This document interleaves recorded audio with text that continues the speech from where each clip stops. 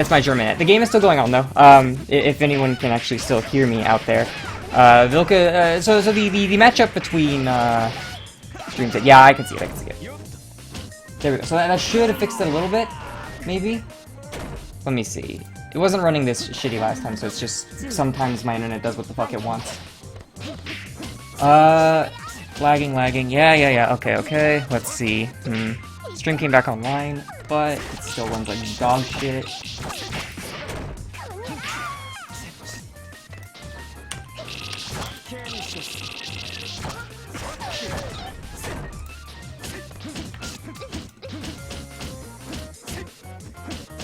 Fuck, why is it dropping frames?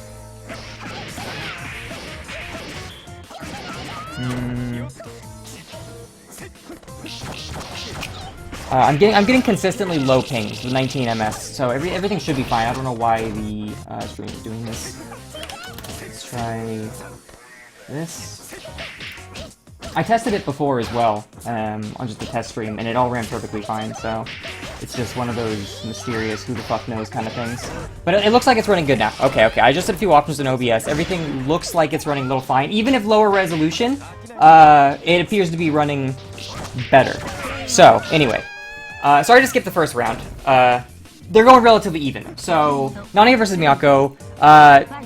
Nanaya's got their normals aren't really a huge size difference. Nanaya's are probably a bit bigger, but the thing is that his normals aren't as active as Miyako. So they run this kind of weird, parallel with each other, where Nanaya doesn't really want to approach Miyako, because she's got these really, really active normals. So she can just kind of throw out these really big walls of just hurt box in front of her, and getting counter hit, it's gonna take a lot of damage. Like, especially with Nanaya not having a huge HP modifier, he's gonna take a lot of damage from that. But Nanaya, on the other hand, has these normals that have a bit more range than Miyako's, and he can slide in, because he can carry a lot of momentum through his dashes.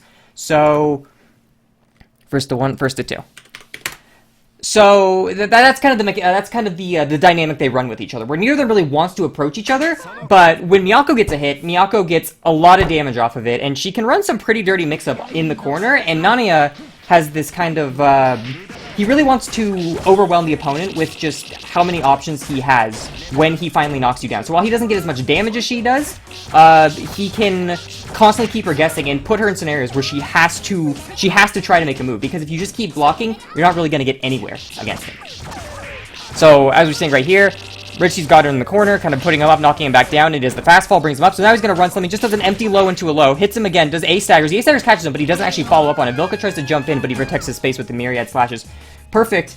Really hard to get out of the corner against Nanaya. He's got some of the best stagger pressure in the game, and Miyako, again, with those stubbier normals, she's kind of good at stopping people from approaching her and then, you know, getting out of the corner by just protecting space with how active they are, but she has a hard time actually aggressing on people doing the same to her. And as I said earlier, she lands the hit though, 5.6k damage in the corner. He DPs, gets it blocked, he's gonna go to the other corner now, uses a bit of meter to get more damage, gonna bring him up, probably take him back down. Is this gonna be the end of Nanaya though? Is she gonna do enough damage to just two-touch him? No, one more will do it though, and he gets him with an A-stagger. Probably tried to stand up and mash or something, thinking he would respect the DP. No DP was respected right here. Walking at him, they're trying to stay kind of close. Vilka wants to stay close to him because, again, if you give Nanaya that space, it's going to be really hard to get in, but Reggie is able to fucking jump in, punish the shield, get him with a... You're just running some basic mix right now. Those A's aren't actually high, so Vilka doesn't really have to go high, or block high, but it's just, you know, that's what you do when someone jumps or fighting games. Vilka's got him in the corner again, doing a lot of damage, but he doesn't really get any mix off it because he jumps out. Vilka just keeping him in. Regeci wants out, goes into blood heat, so it's going to be kind of hard to linearly approach him because he can easily shield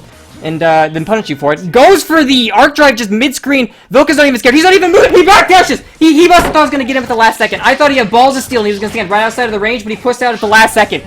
Reggie punishes him for it. Put it in the other corner. Invalid, but he's going to hit here. Apply some A-staggers. Tries to slide in. They trade. Gives him a hard knockdown, though. Getting some OTGs on to Vilka. Vilka with the DP. Reggie respects the DP, though. I'm not going to make the same mistake you did, little man. Knocks him up in the air. Is he going to get a hard knockdown? Hard knockdown into that. Goes into an overhead. Left, right's in. Lands on the right side. He's in the mid-screen now, so Vilka can kind of get out if he wants to. Backdash if Reggie catches it. Reggie going up, coming back down. Next hit's gonna do it, because even though it looks like Regeci has the big health advantage right here, Miyako does so much damage that if she hits him, it's gonna kill him, but it doesn't matter. Regeci takes the game, protecting his face up in the corner. First game goes to Regeci.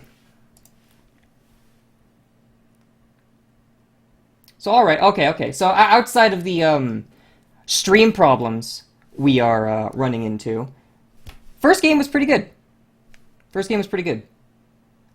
Shit ran a little slow. Stream is going to be in kind of low resolution, and there might be some drops here and there, which kind of sucks. But games are high quality. So, that was fun. That was a good one. I liked that one.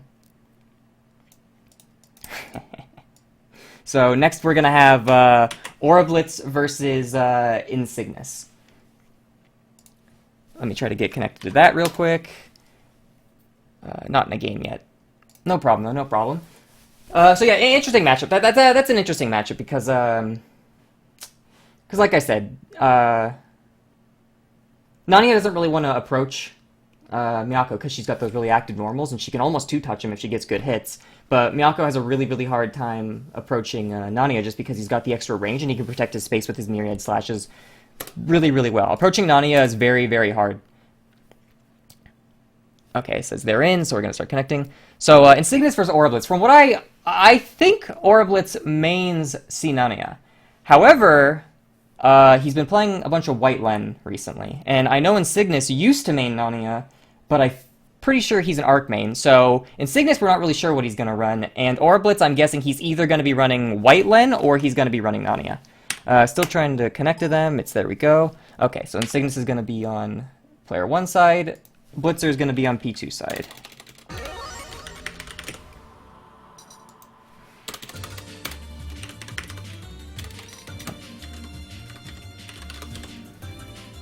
Aurablitz, save that. Scoreboard update. Look at that, everything runs perfectly. I didn't update the score last time when it was Regeci versus Vilka. I kept it in my head, but I didn't update it on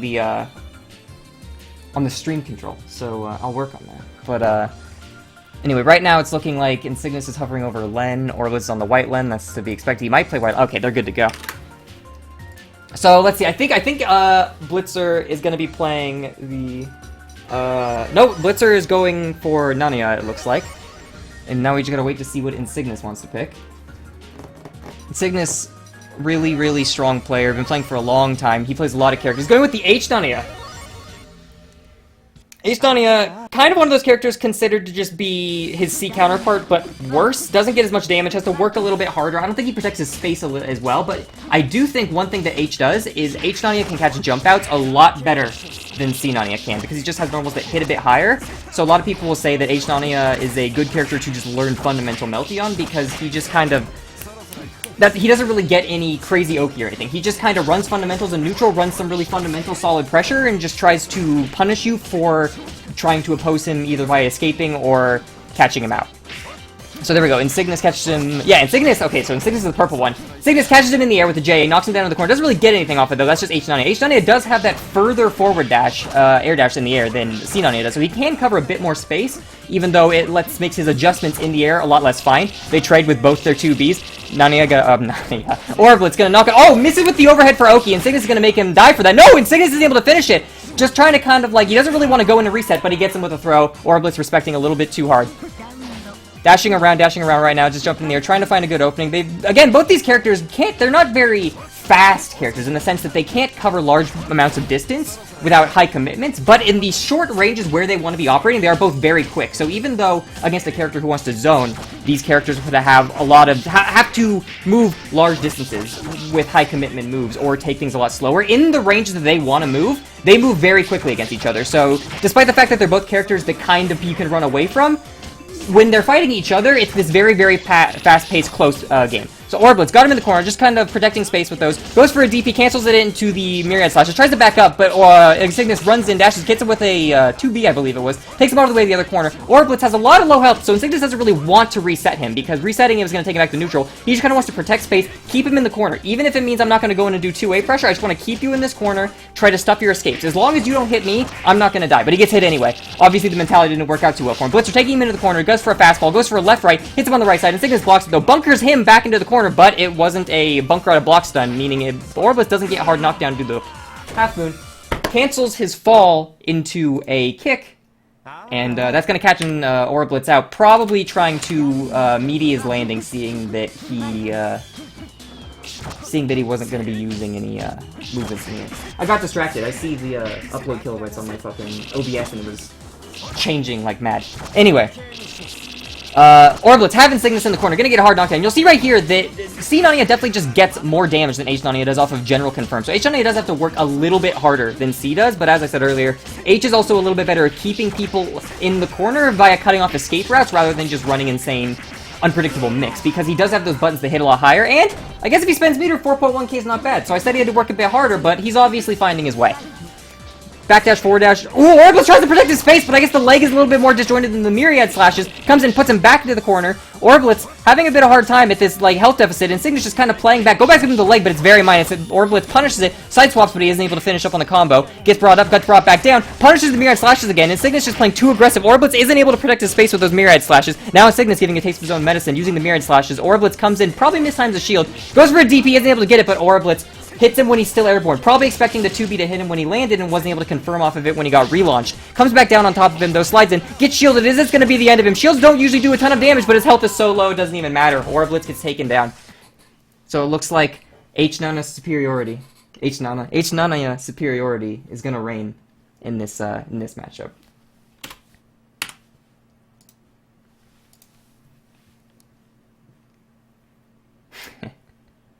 Yeah, I'm not too familiar with what h-nanaya does. I know he's kind of got that air cancelable donkey kick, and he's got those kind of myriad slashes that c-nanaya has. But other than that, from what I understand, he just kind of has to work a little bit harder. His DP isn't as good. He doesn't have his Oki options aren't as good. But yeah, you know, at the end of the day, he's still nanaya, and solid fundamental play is solid fundamental play regardless of who you're playing, really. So okay, so it looks like we got. Looks like people are moving forward. Looks like Eika's team... Wait. Where's my OBS? Come on, bring this shit up. Where's my goddamn bracket? There we go. So it looks like Eika ended up moving forward in his game. So 6F Red Hair going to be brought down to the loser's bracket. Insignis and Regeci, they win theirs against Vilka.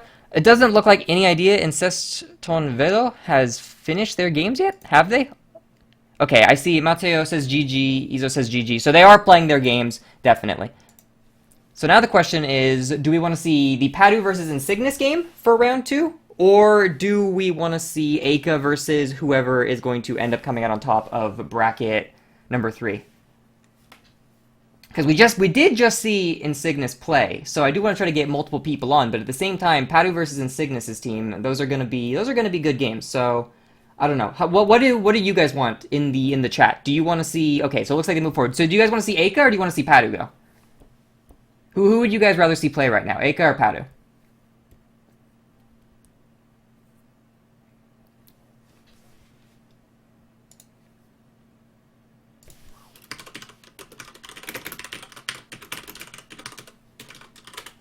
Paddu, Eika. Oh no! Alright. So what we'll do is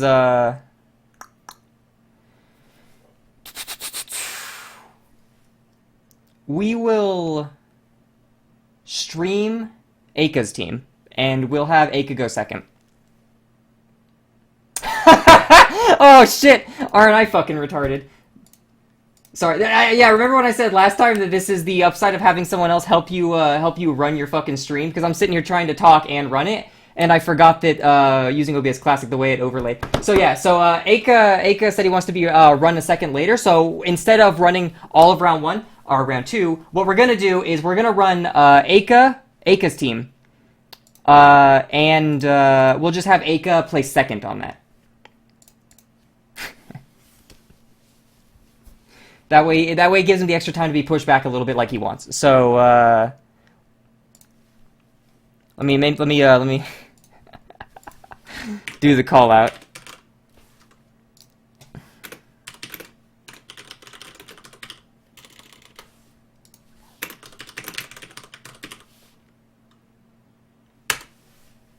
And then okay. So I've told Paddu and Insignis they'll play off stream. And then we have Seston, which is going to be Sushi and Iizo versus Eika. So I'll do that call out.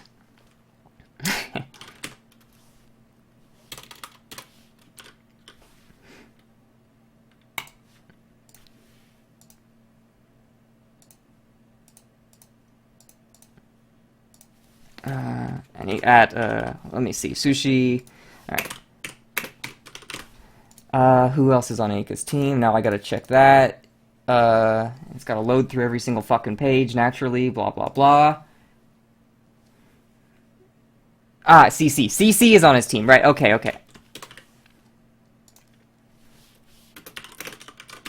Okay, alright, so look at that. Everything's been called out.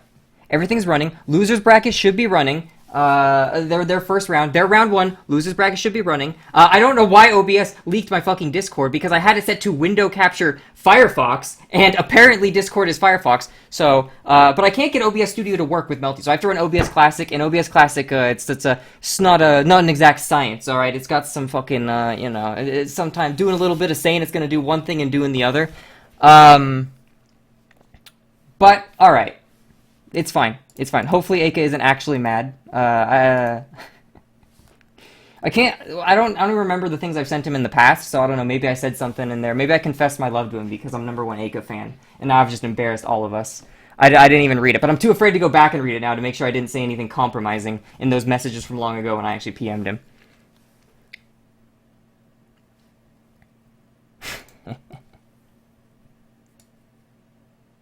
Alright, so it looks like it's gonna be Sushi versus probably CC, because I assume that's what's gonna happen.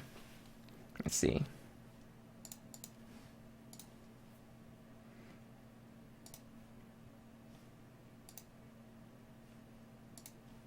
Not in a game yet, can't spectate. I need to update the stream, the stream overlay. Let's see. I'm cute when I'm worried. That's good, because I'm so fucking anxious always. So I must be absolutely fucking adorable. So we have Sestonvelo,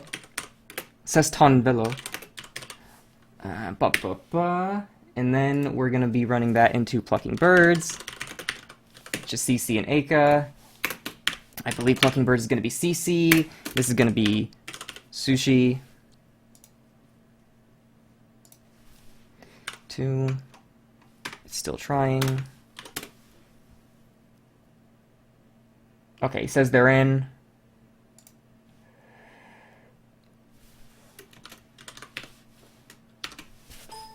Yep, it's gonna be Sushi versus CC. Okay, cool.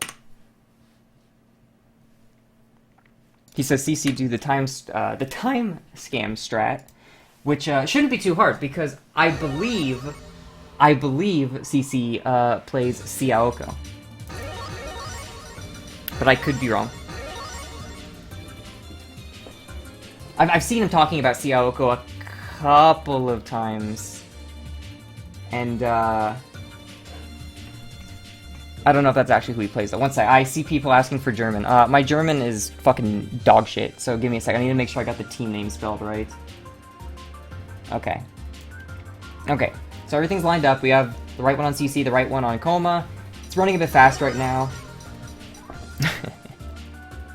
Yeah, I can't do any commentary in German. My problem with German is that I don't have a very large vocabulary, so I can say basic sentences if I already have like words laid out for me. But like in general, mein Deutsch is scheiße. I guess I joined kind of late because it's still running really, really fast.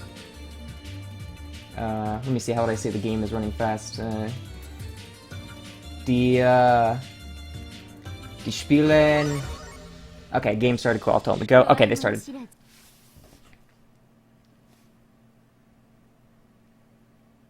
Game's frozen right now, though. I hope it doesn't crash on me. Okay, we're good. We're fucking good. Alright, so we have, it looks like h-akiha versus c-kouma. C-kouma, the less generally picked of the two, well, the three. F is generally the more picked, more powerful kouma.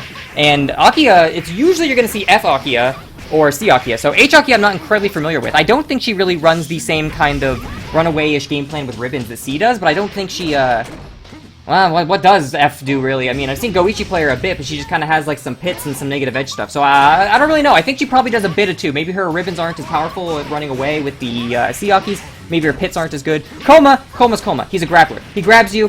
C could rebeat, F can't. F gets really good Oki. Has a interestingly difficult combo for F-moon, since F-moon combos usually aren't too bad.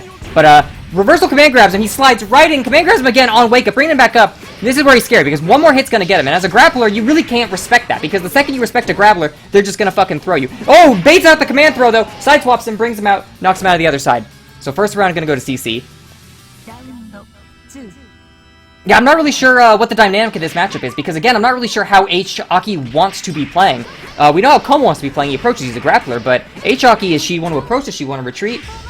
It's weird. Damage is not bad. Does her throw give her HP regeneration? Don't know, but c-kouma sweeps right under the claw attack. She goes into heat, knocks him right off on the ground, gets a hard knockdown. Pushes buttons on wake up, counter hits him with a B button. Usually that's pretty good damage. Doesn't get a lot of damage for it, but runs some Oki. Shields, I don't know if that's unshieldable or if it just comes off delayed. Tech's out. He doesn't actually get the tech punish, but then he hits it with another 2-way, so I don't know what c-kouma is trying to push a button or what. Oh, right. Have to update the stream. The score. Watch this shit. And then, come on, load.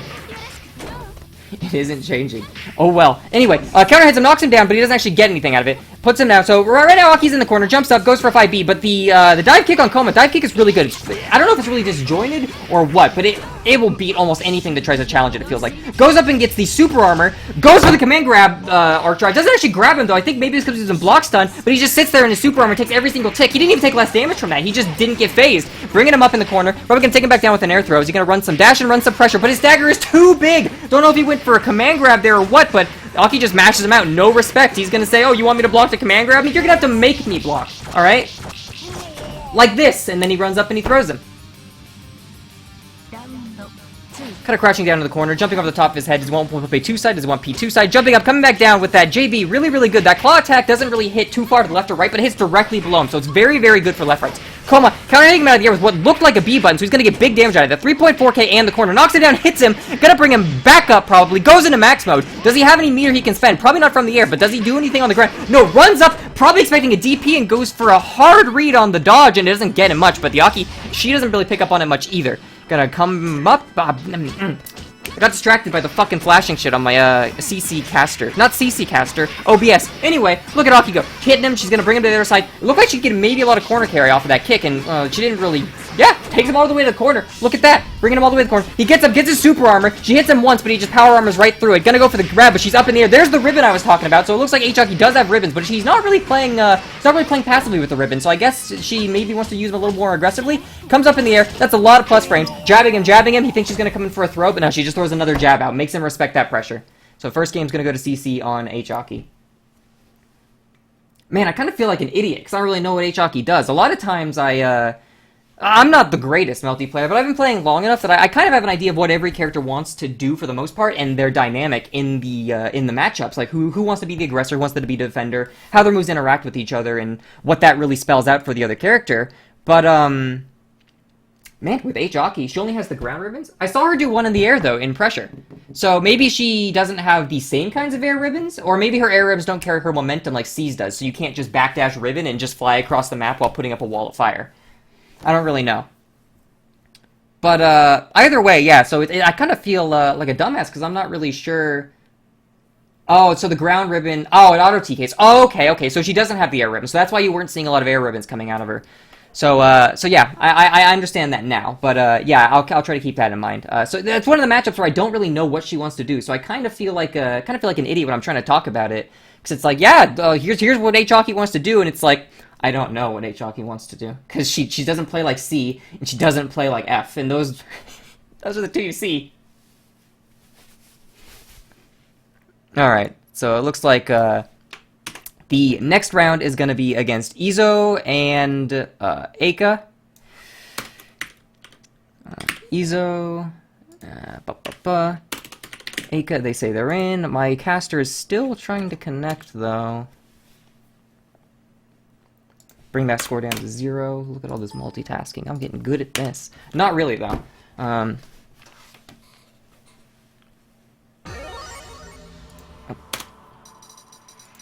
crap. I didn't see who was on which side when I launched the caster. I'll be able to figure it out for who they pick. I'm pretty sure Eika's going to be picking h-Aki. Or not.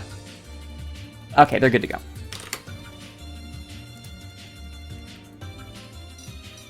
So let's see. Who are they gonna pick? Who are they gonna pick? So we got one person on h-miyako. Okay, that's Eika. That's fucking Eika. Eika's on... No, okay. I was still right, though. Eika is in play, too. We figured it out. So Iizo c-roa. I've never actually seen Iizo play. I've never played against him. So I'm curious to see what he's gonna do. But Eika on the h-aki.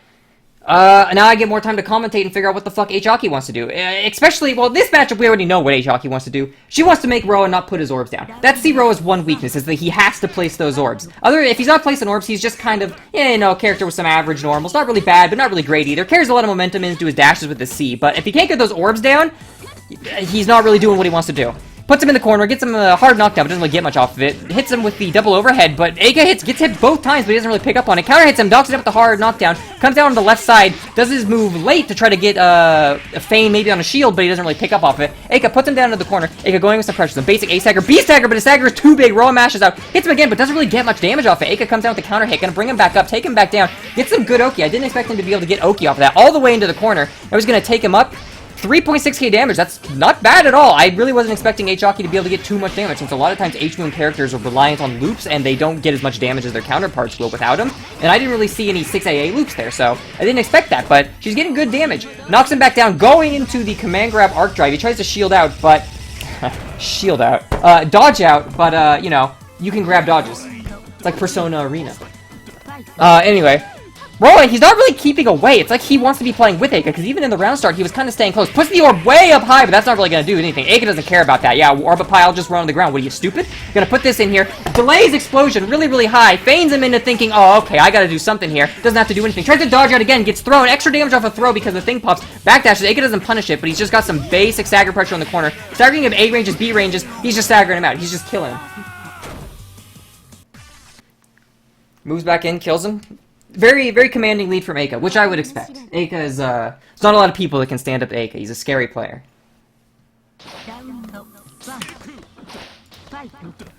Alright, so here we go. He's getting a bit more space this time, but Eika he's too aggressive. He comes back in, doesn't have time to place an orb, has to defend himself in the air. Eika comes in with the more just, either it's more disjointed, or he's not pushing his buttons fast enough, because he keeps getting counter hit out of the air. Eika brings him down, fakes an overhead. Ooh, baits out his bunker. IAD's right over him. IAD's, yeah. IAD's right over him, takes him all the way over.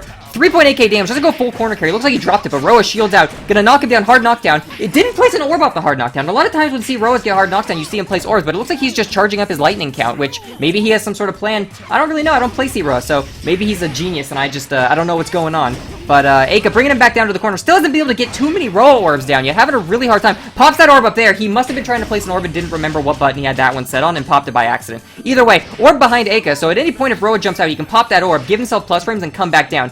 Doesn't use the orb, but he hits Eika anyway! I was expecting him to come down with the orb to give himself plus frames, but he didn't even go for it. He doesn't need those orbs, he says.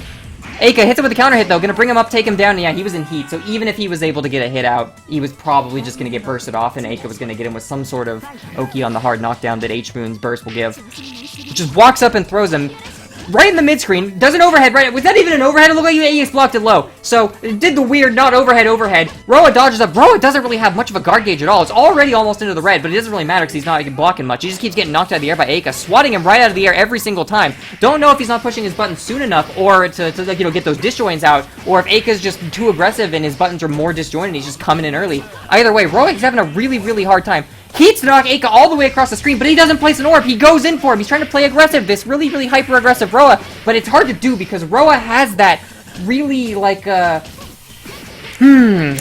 doesn't have a running dash. He's got that grounded dash where he goes a bit of a distance, but that dash has a lot of startup. So he knocks Eika full screen and tries to dash in after him, but he has a really hard time actually following up on it. And Eika capitalizes on that. So that's 2-0 for Eika. Good games from Eika. Fast games.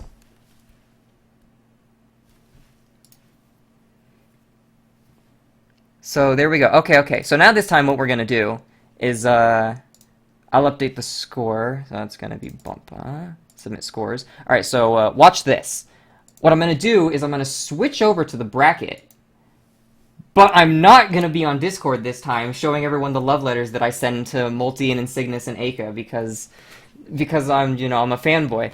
So I'm not going to expose all of the Dear Diaries I send them. We're just going to look at the bracket right now. So it looks like Insignis' team and Paddu's team aren't done with their round 2 yet, but that's fine. What we're going to do is move on to loser's bracket. So what we'll do is we'll give the semifinals a break, and we're going to move on to loser's bracket. We're going to get Blitzer's team, Blitzer and Vilka, and they're going to be against Seston Velo, which is going to be Sushi and Iizo. So we're going to see Sushi and Iizo on stream again, it looks like. And this time they're going to be against Blitzer and Vilka. Oh shit, I'm on Discord again. Oh fuck, oh shit.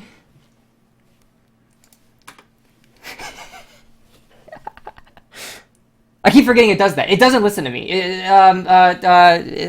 OBS Classic does what it wants. It's like, it's no one's bitch. Okay, so we'll get Aurablitz.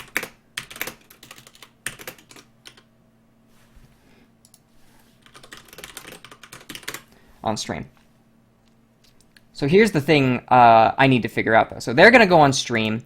That's cool. I'll wait for them to start hosting their game. The thing that I need to figure out now is... no, oh god, I just opened OBS Studio. Now I'm going to have to close it, and it's going to ask, do you want administrative privileges? Yeah, I do. Obviously I do. Why do you even ask? Please go. Oh, there's an update for it. Wow, that's awesome. Please go away. Please just go away. Anyway.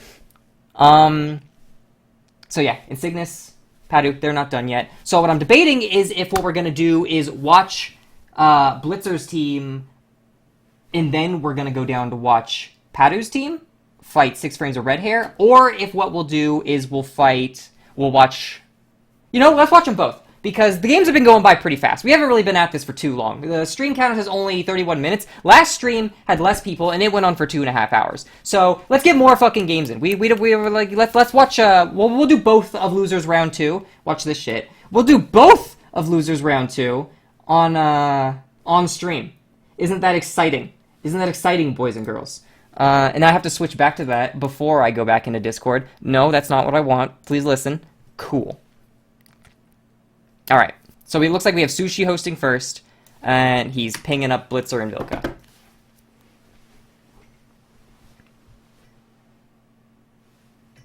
Vilka's gonna join, it looks like. Okay. Oh, I gotta update the stream. The scoreboard. Okay. So, we'll keep that one there.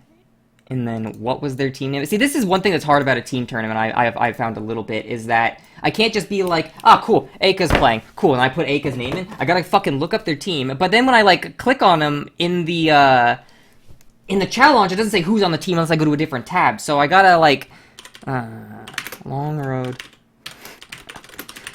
I gotta, like, you know... It takes me a little longer than I'd like, and I'm not great at you know, talking and managing this shit at the same time. All right, so connecting right now. Oh, I gotta update. I gotta click the little updatey thing. Oh, I did, but the score is 1, which is incorrect. Okay, so Vilka is gonna be on player 1, and Sushi is gonna be fuck. Sushi is going to be on P2. This didn't get changed to a 0 for some reason. I don't know why. Then we're going to hit swap, save, and we watch as it updates. Amazing. I'm like a technomancer. So, game's running a bit fast, so we're just waiting for it to sync up. Looks like Sushi is going to be running the c-kouma, and Vilka is going to be on f-miyako. Interesting matchup in the sense that I think it's going to be Kouma playing defensively here, because Miyako has got a lot more mobility than Kouma. She can kind of jump and whip some JAs and do whatever she wants. She's got that full moon landing recovery, which is like a full moon landing recovery doesn't exist, so just whatever the fuck. I'll just throw buttons out. Kouma does have bigger buttons, though, and I do believe they are slightly more... not more active. It's hard to be more active than Miyako, but I do believe that they can rival Miyako's activity somewhat. So Kouma doesn't worry too much. Okay, cool. They synced up. I can tell them to go. So I don't think Kouma hates too much to try to contest, but one thing about Kouma is that unlike other characters, F can't at least. F-kouma can't like push JB, make someone block it, and then re-jump. I believe he can only re-jump off of his charge JC. So he has a bit of a harder time in the air than like Miyako is going to. So he's going to want to play a bit more grounded, but Miyako, I think she has a slightly higher jump than a lot of characters, so it's like this dichotomy. I don't know if that's the right word, but, you know. He's gonna be in the air, Kouma's gonna be on the ground. He wants to do Kouma things, she wants to do Miyako things. Brings him up, puts him back down. 4.3k off a little bit of meter. Throws him. That was off a throw. She just did 2.3 off throw. Miyako is a better grappler than Kouma, some might argue. So here we go. Just right over the top of his head. Kouma's going in for sweep, but he isn't able to get it. Techs up in the air, hits him with the counter hit JC. Gonna use the Rekkas, but oh, he drops the Rekkas, unfortunately. Goes in for a 2B, I believe that was, and isn't able to get it. Tries to sweep, but can't get it. Kouma brings him up, taking him back down. Does some stagger pressure. Staggers, command throws him. Yeah, okay, you gonna respect me again, little boy? Oh, JC hits him with the overhead. Gonna take him up. Is he gonna bring him back down? Yep, gonna bring him back down. One more hit's gonna get him, or command grab. There we go, all the way across the screen. Get the fuck out of my face, he says. So look at that, 1-1 round. Look how fast they go by, too. When you have two grabblers, because let's face it, Miyako's basically a grabbler with how much damage she can do off a throw. When you got two grabblers fighting each other, games just go by so fast. First one to put each other in the corners, like, alright, let's see who are you gonna disrespect me? I'm gonna do grabbler-style damage. Oh, you're not gonna disrespect me? I hope you enjoy being thrown. For, you know, grabbler-style throw damage. And a lot of fighting games don't really have too many grabblers. They got like one, maybe two. But since let's as I've just said, Miyako's kind of a grabbler. You've got two grabblers that play very differently, yet still do, you know, grabbler things with their high damage. He's gonna land on the left side. No, right side. No, he lands on the left side. Kouma bumps him back.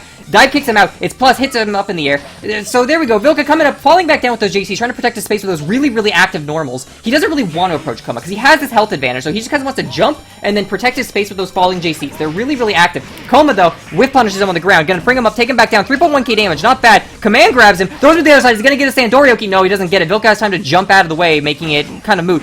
2! And it's invalid! The first one I saw hit, and I'm like, oof, man, he's playing a dangerous game, and then he just lets him get it with the second one! So first game, gonna go to Sushi. Save that.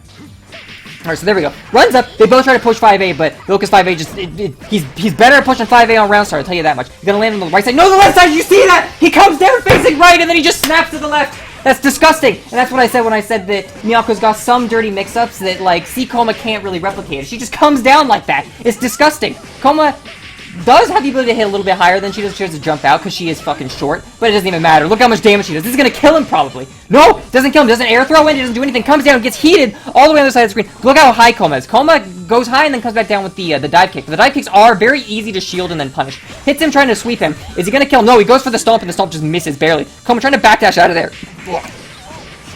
Burps. I've been drinking a bit of apple schole, so it's very you know, apple schole is like you know, apple cider without alcohol, mit kein alcohol. So got a little burpy, but you know, he knocks him in the corner. You saw what happened. Look at him go. So here we go. We got little kung fu girl versus big kung fu man.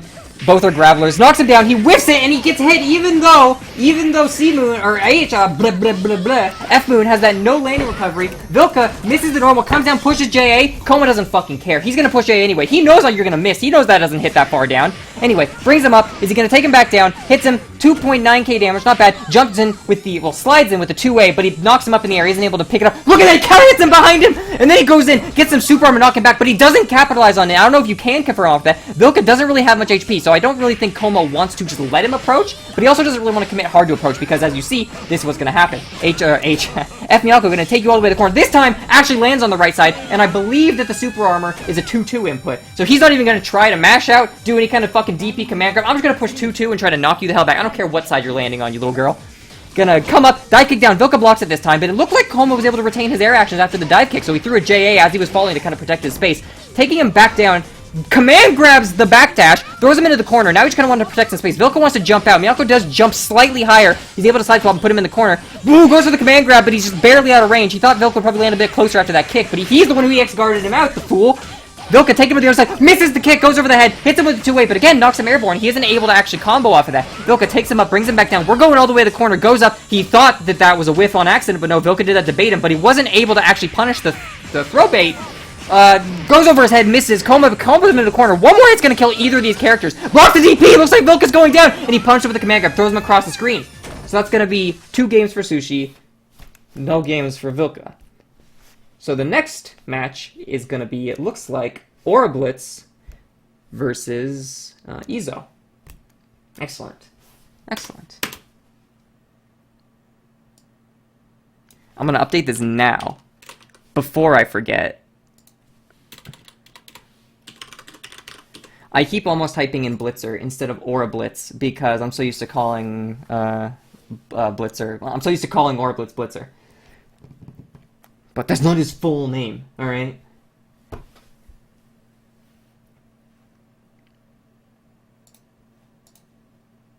One second. Someone says they don't know if they can start.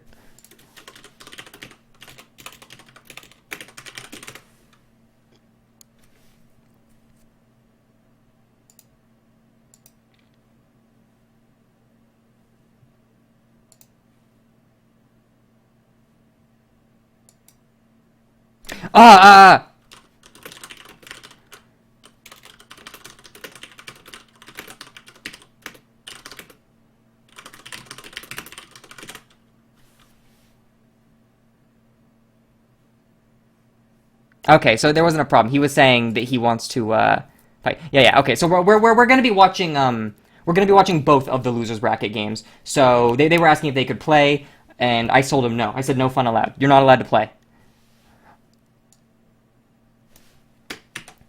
So here we go. Aurablitz has his game hosted up. It's gonna be Aurablitz versus Iizo. Aurablitz on the P2 slot.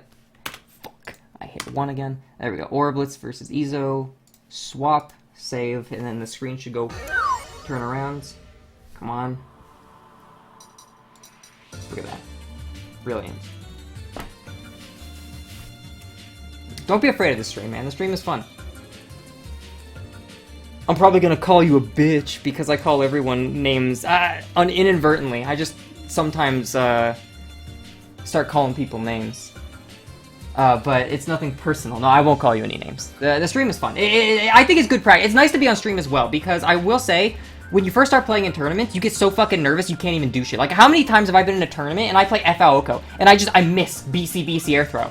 I remember Soru was talking shit because he beat me in tournament one time on really, really close games, and he was like, yeah, get fucked, idiot, and I'm just like, bro, I missed BC air throw like 4 times because I'm so nervous. You should have been dead 4 times over. Fuck you! GG's, you fucking asshole. And I always get that nervous when I play on stream. I play off stream in tournaments, no problem. It's a normal game. But you play on stream, I'll tell them to go. You play on stream though, and yeah. But the more you do it, the less nervous you get. I still get really nervous on stream, but it's definitely not as bad as it used to be. So don't be afraid to stream. If anything, it's really good practice. And this is just a fun tournament. So you don't have to be like, oh no, I lost. Everyone had such expectations for me. Like, don't worry about it. We're gonna be seeing f-roa coming out of Iizo here, and the h-w.len coming out of Blitzer. h-w.len's overpowered. Blitzer's giving me all the lowdown. I'm convinced she's a top 1 character. And we got the full moon roa here. f-roa is a deceptively hard character to play, because I think at least, because everyone's like, yeah, it's f-roa. You press and hold his JC and it gets crazy disjoint. But the thing is, his dash has this really, really long startup.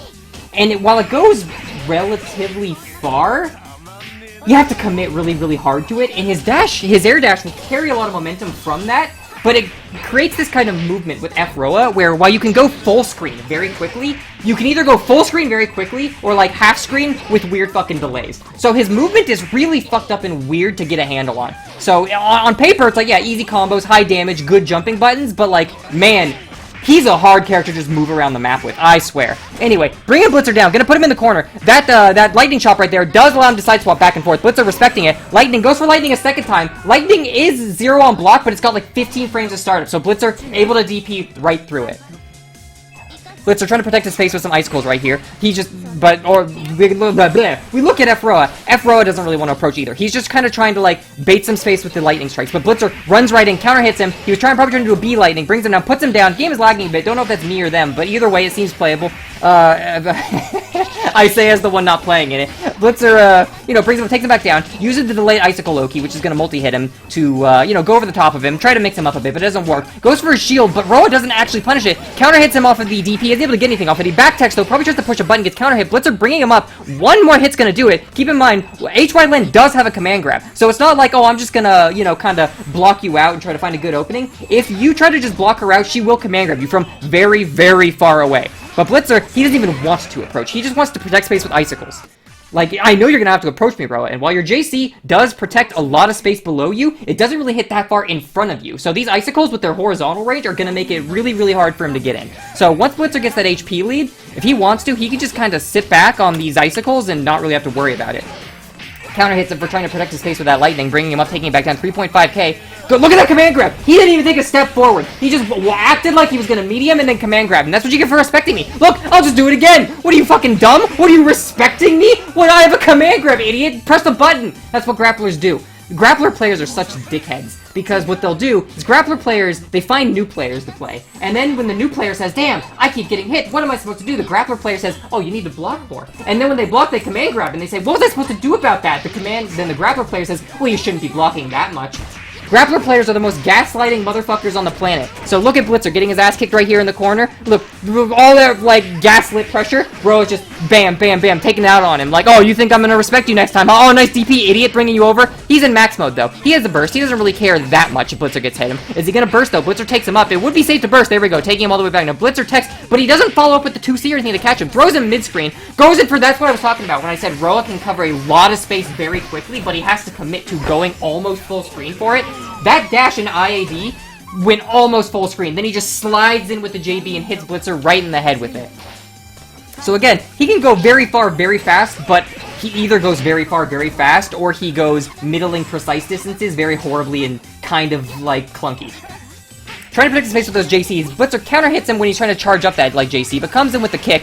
Blitzer just bunkers right through the lightning bolt. Oki's in with the lightning, swings in with it, probably a faked overhead, hits him with a low, doesn't pick up on it though. Catches his jump out. I would assume that was a jump out, be it with the little orb knocking him up in the air. It's a really good butt for catching jump outs. Roa mashes out, does some lightning. Again, the lightning is 0 on block, so while it is good to respect it when you're in the corner in mid screen, there's nothing really stopping you from just backdashing away from Roa. Roa gonna take him all the way to the corner, spending a bit of meter. Is he gonna go for a side swap? Yep, lands on. Oh, but Blitzer! He went for a fake to a land and throw, and Blitzer just fuzzy threw him when he landed, threw him all the way back into the corner. Looks like Roa overestimated just how much Blitzer was respecting his pressure. So that means, next game we're going to be running is Blitzer versus Sushi. So it's probably going to be the h-w.len, maybe h-w.len, versus the c-kouma. So we're going to have another game of two grapplers together. Now, and I say another game of two grapplers together, and because as you'll recall, the last game he played against was the f-miyako, Vilka. f-miyako is a fucking grappler. She really is. I mean, you can tech her throw, but the thing about f-miyako is that she does so much damage that the second you start tech and throws against f-miyako, you've lost. Because she throws you and does, like, if she spends meter on it, like 3k damage, and it's like, oof, wow, that hurts. I'll break the next throw. So you try to break the next throw, and then she just IADs over your pro break. Or she just waits and lets you shield and do nothing, and then you know what she hits you for? Then she hits you for 5k and hits you with what is, if done well, almost a 50-50. Some people say it is, some people say, nah, it's I could block that, but, like, it's fucking sneaky. So, she's basically a grappler. She really is. And there we go. Yep. Okay, so we'll connect to there. Looks like Aurablitz is on player 1 side. So yeah, Miyako is, I mean, technically she's not, because she doesn't even have a command grab. But I mean, you don't need a command grab to be a grappler. Like, c-kohaku has a command grab, and c-kohaku's not a grappler. So it's like, it's just another tool. It doesn't define your archetype, you know? Is it running fast, or does it look like it's good? No, it's running good. Okay, they can go.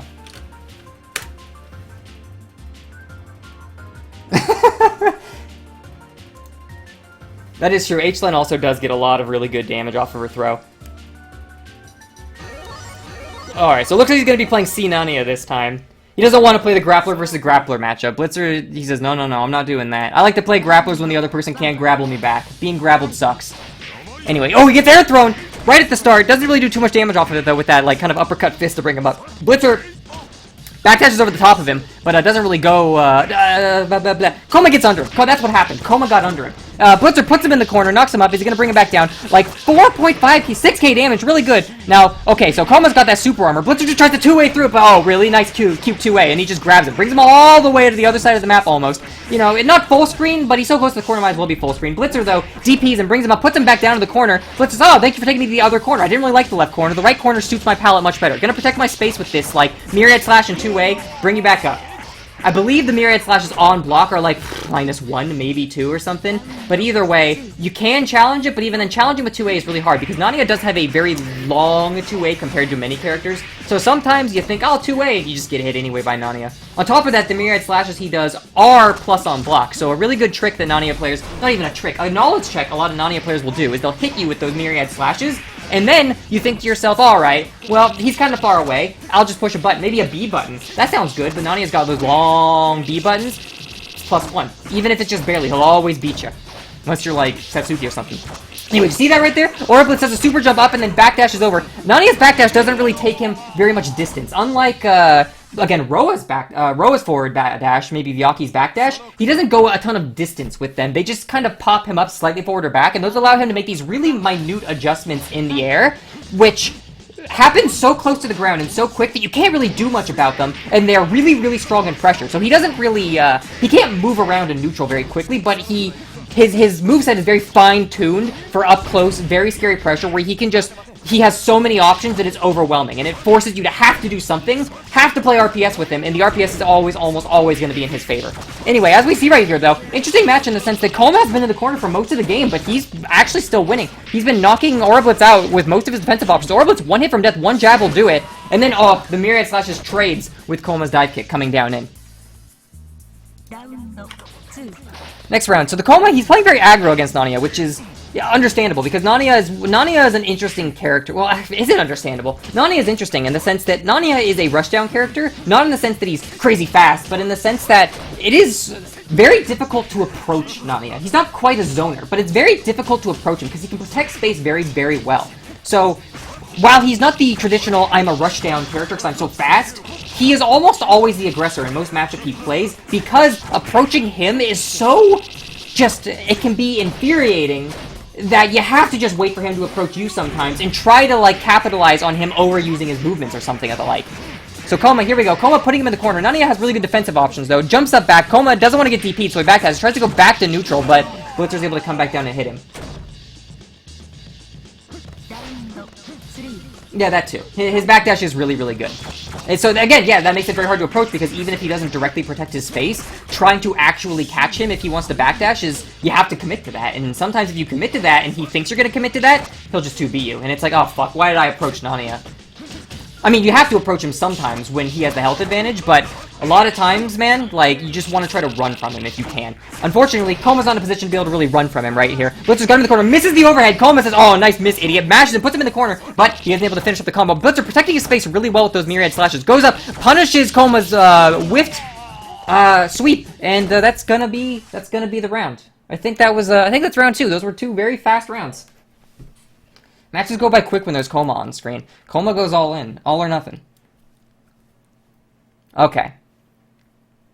So it looks like that score is, let me think. I believe it was 1 for Cestonvelo and 2 for Long Road to the Panda. Even if that's wrong, what matters is that I got it right on the challenge. So now we're going to have Insignis and Regici's team versus 6-frame Red Hair. So I'll give them their pings in the Discord. So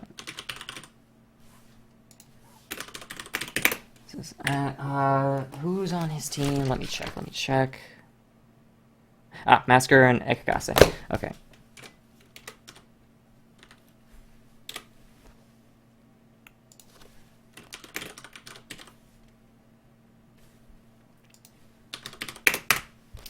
I realized that in my commentary, I've kind of noticed that I've been talking a lot about the dynamics of the matchups, and I have not really been talking about what is happening in the game as much. So I will try to talk more about what is going on in the games as I play, but at the same time, I feel like I'll talk about Nanaya really early and say, oh, he's got really good stagger pressure, this is what he does, he tries to overwhelm you with his large amount of options and play rock, paper, scissors with you, and a lot of times it's in his favor. He's got those really good normals that allow him to slide in, even though he has to commit to, you know, far movement options, and then later on, I kind of explain what c-kouma wants to do to an extent, and then later on, we get those 2 characters together, And it's like, if I feel like I was just talking about the game, I would just be saying, he does some stagger pressure, hits him, cool, brings him up, takes him back down. Does some stagger pressure, brings him up, takes him back down, cool. Look at that, everyone. We played Melty Blood. We did some stagger pressure, and everyone's happy. Everyone's, oh, hoo-ha, the whole world works. So, I'll try to talk more about the game, but at the same time, you know, sometimes I feel like there's not really much that I could extrapolate on. It's all very self-explanatory. And I'm not a radio host. You know, I'm streaming this. You can all see what's happening. I don't need to explain it to you like it's a horse race. Alright? You can use your eyes. Okay, so I need to update the team thing. So we're gonna have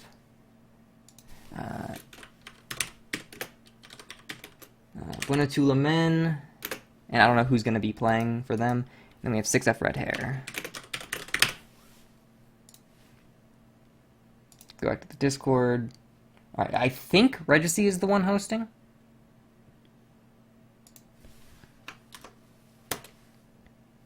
But we'll find out. Not in a game, can't spectate.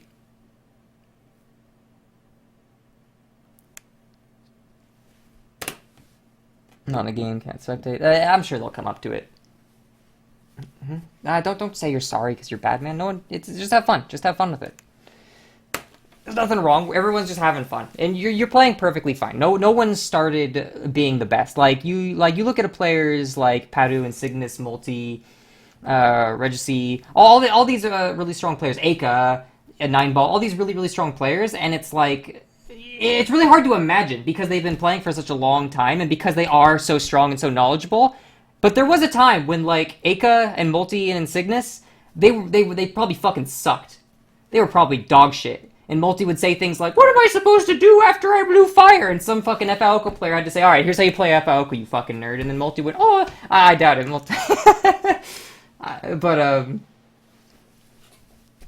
But yeah, no, don't worry about your, like, current skill level or whatever, because the thing you have to think about is, like, it's really easy to get caught up on, like, God, I just keep losing, and all these people are so much better than me. I've been playing for months, and, like, I still feel like I'm just, like, getting my ass kicked by the same people that were kicking my ass at the start, and it's, like, you also have to understand they've been playing for, like, 5 years, probably, 3 years even. You haven't. You can't expect that after even a year of play, you're gonna be able to stand up to people who've been playing for 3 or 5 years.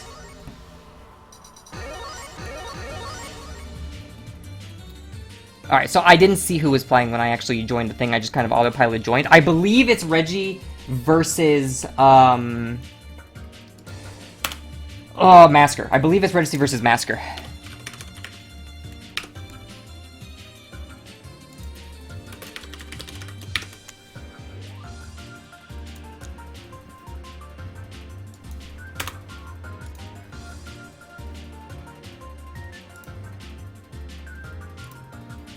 Game's running a bit fast. I think I joined a bit late because it was sitting there. It was sitting there just going like, trying to join, and it froze up and I had to restart my caster, so it's probably going to sit here and just spin its wheels for a little while, but, it's going. I also just realized if I don't put a value in when I update this thing, it just leaves it blank up there. But if I put a 0 in, it should switch it to 0. Alright, it's good. There we go. He's going to c-kohaku! I hate c-kohaku. Fuck this character.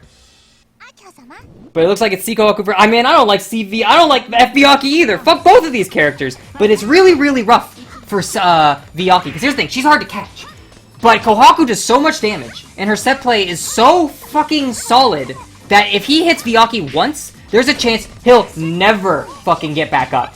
That's the set. I mean, that just goes with, like, almost every character. But it's, like, really gotta stress that with v.akiha. Comes up, knocks him up. Okay, so look at that. Kohaku's already got about half his health of the thing, but that's a two-way confirm off Kohaku. Doesn't actually confirm off it. Coming back, it's really hard. Oh, hits him with the JB in the air. Gonna bring him back down. Take him up. Is he gonna get full screen corner carry? He should. He's Kohaku. I believe she gets full screen corner carry of anything. Does that. Misses the two-way, though, so he doesn't get his Oki, but he staggers a 2B. Any hit's gonna kill him. Here we go with the Cactus Oki. The legendary Kohaku. I'm in a 50-50 you 3 times in a row. There we go. Got him with the second one. Brought him back up.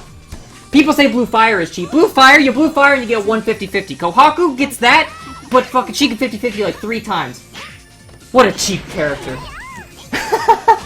Anyway, So, look at Regeci's just kind of protecting his space. He knows v-aki kind of wants to approach him, and he's got that JB, so he's just playing really, really heavily around that JB, backdashing, forward dashing, just throwing that out really preemptively with its really disjointed kind of hitboxes to keep v-aki off him. And so v-aki's gonna have a really hard time directly approaching. You kind of have to just mosquito around and make yourself hard to hit and hope Regeci's gonna get himself hit trying to hit you while you kind of commit to things not too high, but there we go. 50-50s in the first time with the overhead, goes up the second time, falls in.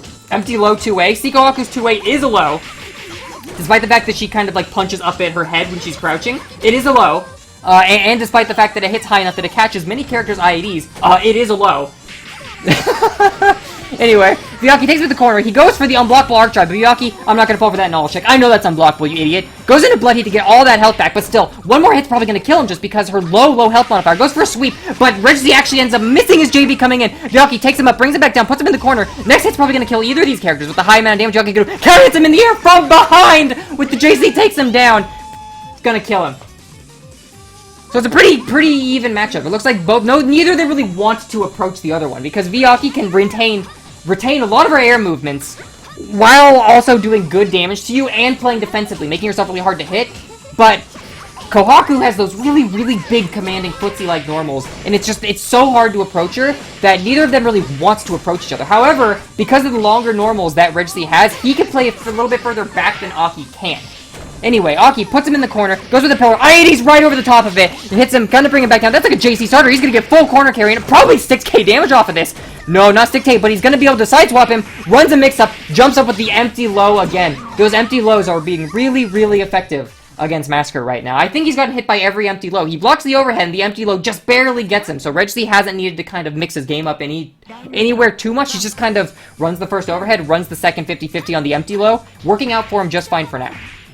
Gets him with the counter hit JB, brings him down, isn't able to actually confirm off of it though. Bring Aki all the way over to the corner. Well, I say that as if the corner's far away. It wasn't. Almost 6k damage, gonna come up with again. Next it's gonna kill him. Yeah, counter hit. He doesn't even need to do anything fancy. He could have just BC air thrown him and it would have done him. Perfect. And that's kind of how Kohaku rolls. v-aki, they're kind of just walking into each other. Who's gonna do what? The IAD back with the JB. Man, not every character can do that. It's really, really strong when you can IAD backwards and push a JB or any kind of long extending button to just protect your space as you go back. Picks him up off the ground and circuit breaks him. No DP gonna be able to come out of him. And he mashes, but the plant comes out. Plant doesn't disappear when Kohaku gets hit. Why would Kohaku's Oki disappear when she gets hit? That would be insane, right?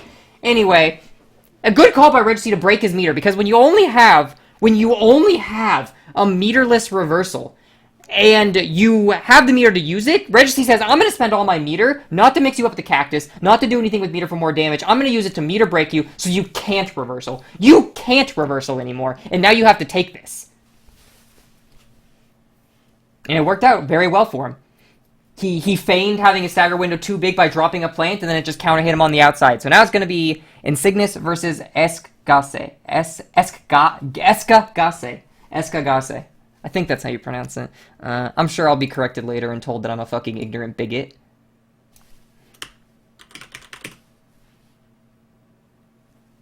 Eska? Alright, I'll just call him Eska.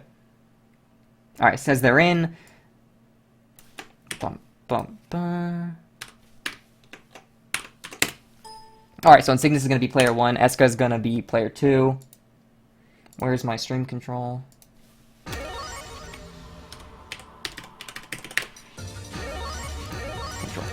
So Eskagasse, looks like Eskagasse plays c-aoko, which is good, because a lot of times, you know, like with the h-aki thing, I say, I don't know what the fuck h-aki is, but I played c-aoko for a year, so I know exactly what the fuck c-aoko does. And also, do you have any idea how many fucking casters I've watched, where they're like, I don't even know what c-aoko does, or it's like, oh, that orb hit him, how does that orb work, why did that one go away and the other one didn't, and I'm like, you fucking idiot, that one was negative edge, did you not see him point his finger? Look at this guy casting melt, he doesn't even know what the fuck he's talking about. So, but I know, alright, listen here, I know how c-aoko works. So, you don't gotta worry about me saying, oh, I don't know what's going on. I know what's going on, alright? I know what's going on with Nero, too. Sometimes people go, man, what's up with that Nero snake? I know which one's the negative edge Nero snake. Oh, you can't get past me with that one. But it looks like it's gonna be c-aoko versus h-nanaya. This matchup is 100%. Aoko wants to run. Nanaya wants to approach. Aoko wants to just try to make space with the laser rain. Here's the thing that's really strong about this matchup, is that a lot of times, because c-aoko loses all of her air movements if she uses a laser rain and it whiffs. And, however, if you're a character with long normals or any kind of projectile, you can sit outside of the range of it, not have to worry about approaching, and if she whiffs it, just harass her with projectiles. Because if she gets hit or blocks grounded, she loses all of her negative edge orbs. So she just loses the house of cards she's been setting up. However, Nanaya can't do that. So unless he gets under that laser rain, a lot of times, even if laser rain whiffs, she's fucking fine. Anyway, though, Aoko's got that health disadvantage, so she's not gonna knock him up, take him back down. No, she doesn't take him back down. Kind of protects space with laser rain, counter hits him with the negative edge orb, but she isn't able to get anything up. And Blood Heat knocks him back, goes for the unblockable laser, doesn't actually hit him, though. No, it wasn't unblockable. That wasn't, she just partial charged it.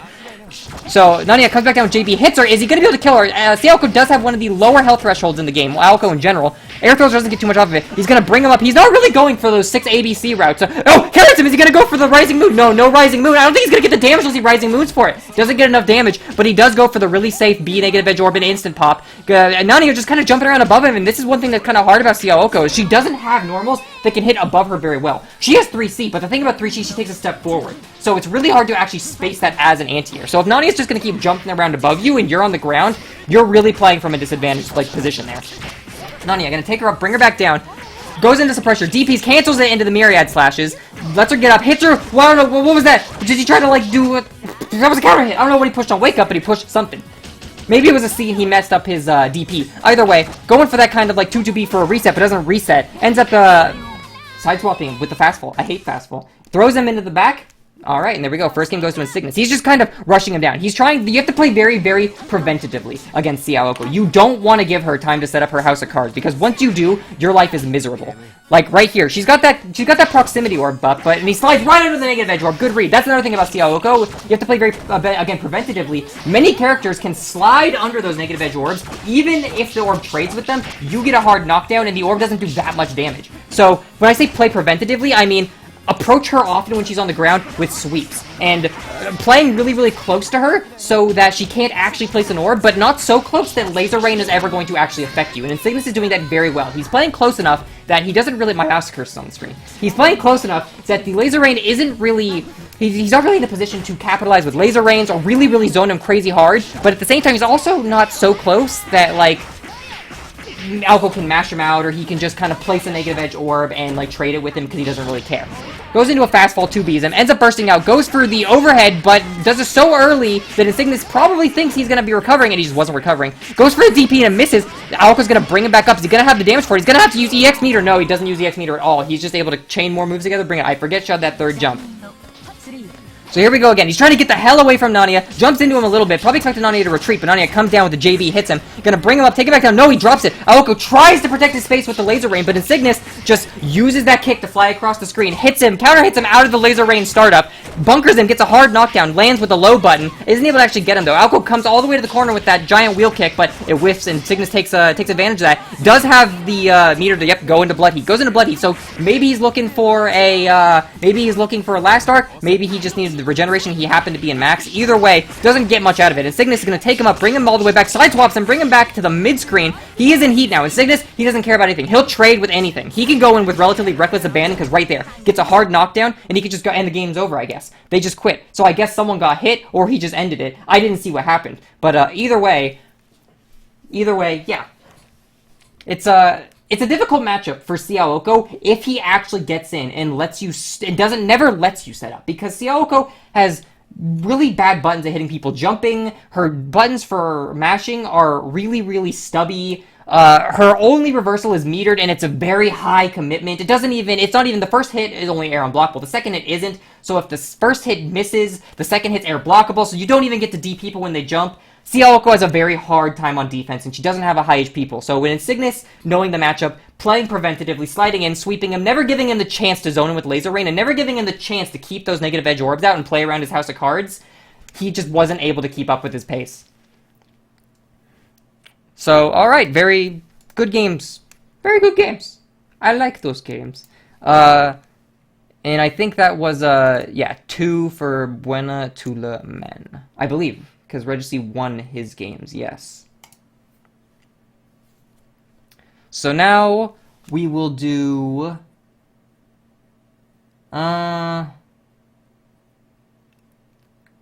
let's do winners semifinals. How long are we going? An hour and 9? Okay, so do we want to do both winners and losers round 3, or do we just want to do winner semifinals and then watch loser round 4?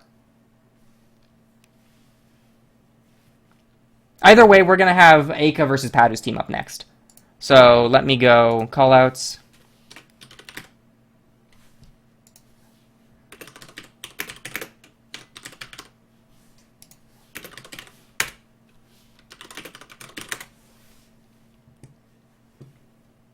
I don't know. If there's anyone in chat who has any kind of preference, let me know. Because I think we can do both.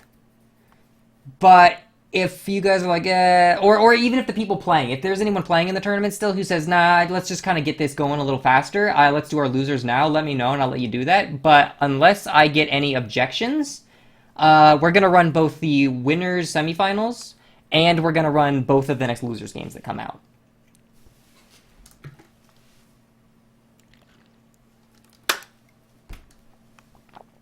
So, okay, here we go. So we have teams. Let me see what the team names are. It's going to be footsies honestos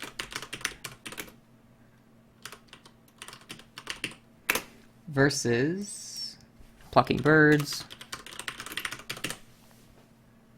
I believe CC's playing first, and I don't know who's hosting. Okay, so it looks like it's Paddu versus CC.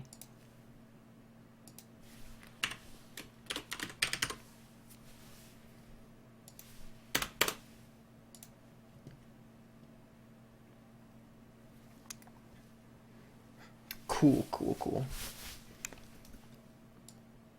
And then we'll see who's on what player side. We'll get it running. Paddu, again, I don't know who Paddu's going to play. Last tournament, I thought he was going to play c-aoko because he was giving c-aoko a try again.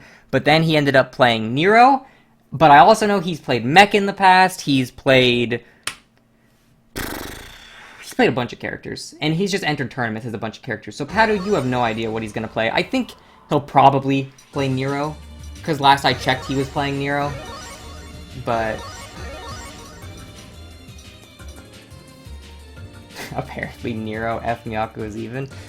Yeah, maybe f-miyako just does too much damage. What a cheap character. Alright, looks like they're good to go. So it looks like Paddu, yes, is going to be playing c-nero against Akiha. It's like a repeat of the last tournament when he also had to play c-nero against Akiha. And in the post-tournament interview, Paddu was, and I quote, Paddu said, and I quote, that matchup is so shitty for Akiha. So, honestly, according to Paddu, things are a very fucking bad matchup. But we're gonna see how Akiha wants to do things. It looks like right now she's really content to just kind of try to, when he's on the ground, contest him with those pits. But Paddu knocks right there with JC when it looks like she was trying to set up a pig, got the birds going out. I don't think Akiha has any way to really contest birds. She can't leg sweep out the way Aoko can, or do like the slide that Tono can. I think she's one of those characters that has to take birds.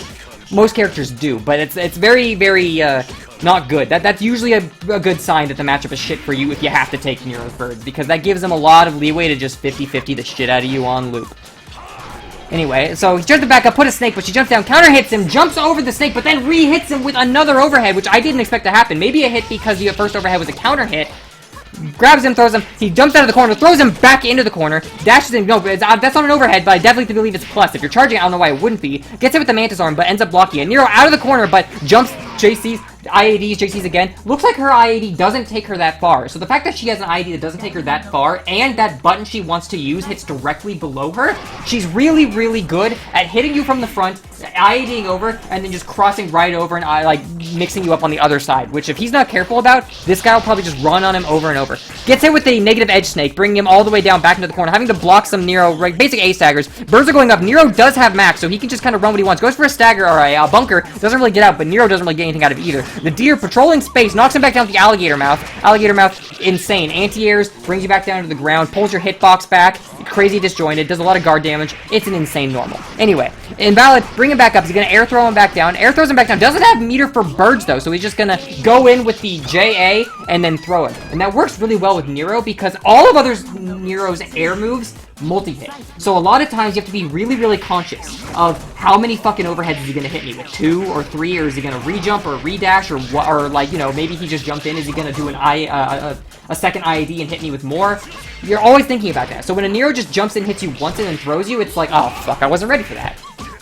Either way, controlling a lot of space with that deer. Tries to shield the alligator, but the alligator didn't actually hit him. Luckily, he didn't get either, but he tries to jump to the other side. Shields Nero, brings him up. H-Moon Shield works relatively well against Nero because it does have iframes, and you don't have to worry about the second hit of any of his multi-hits hitting you like C-Moon has to sometimes.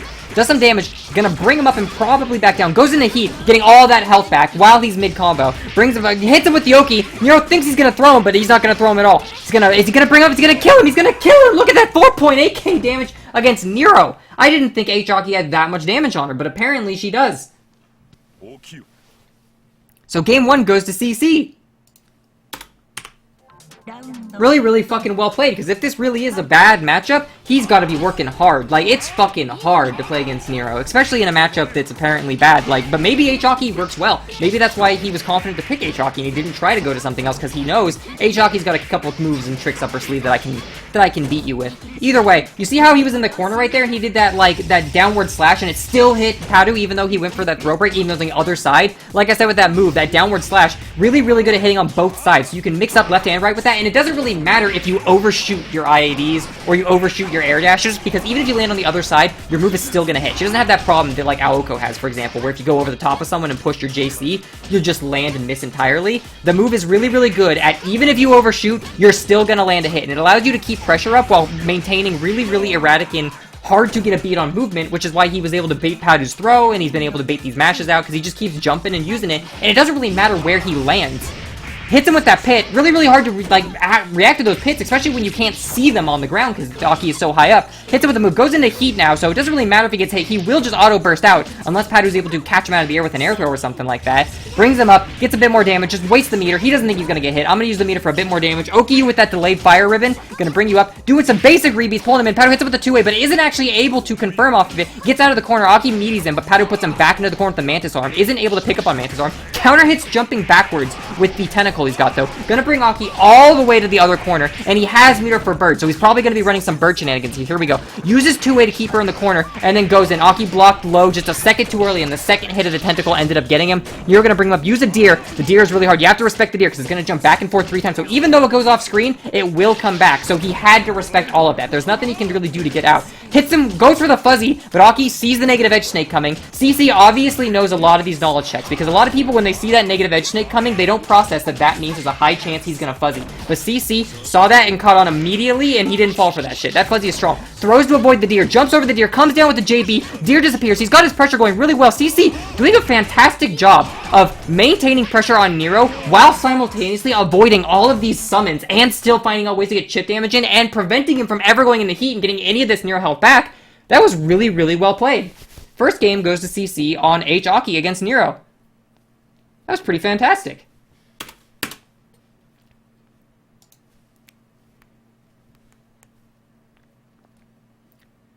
Oh, is it first to 3? Let me see, because we're doing...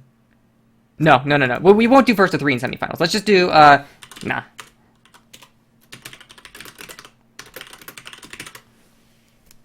Yeah, we'll just do first to 3 in finals.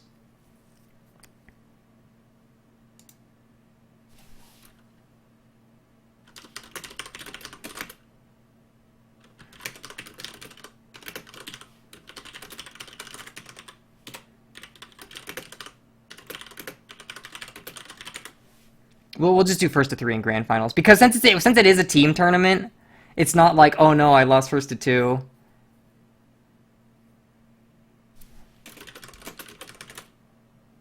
Yeah, because if it was a normal tournament, I think I would do first to 3 in these finals, but because it is a team tournament,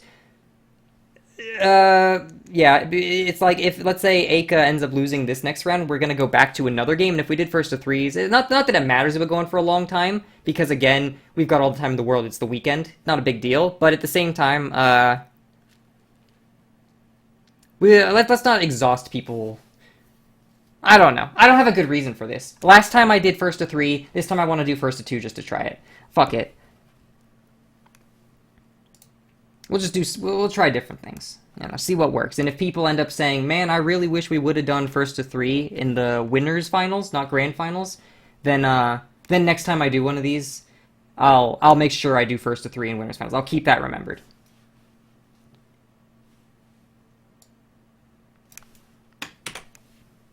So next match is going to be Eika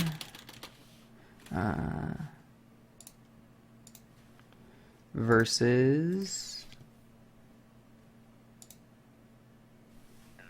Agu.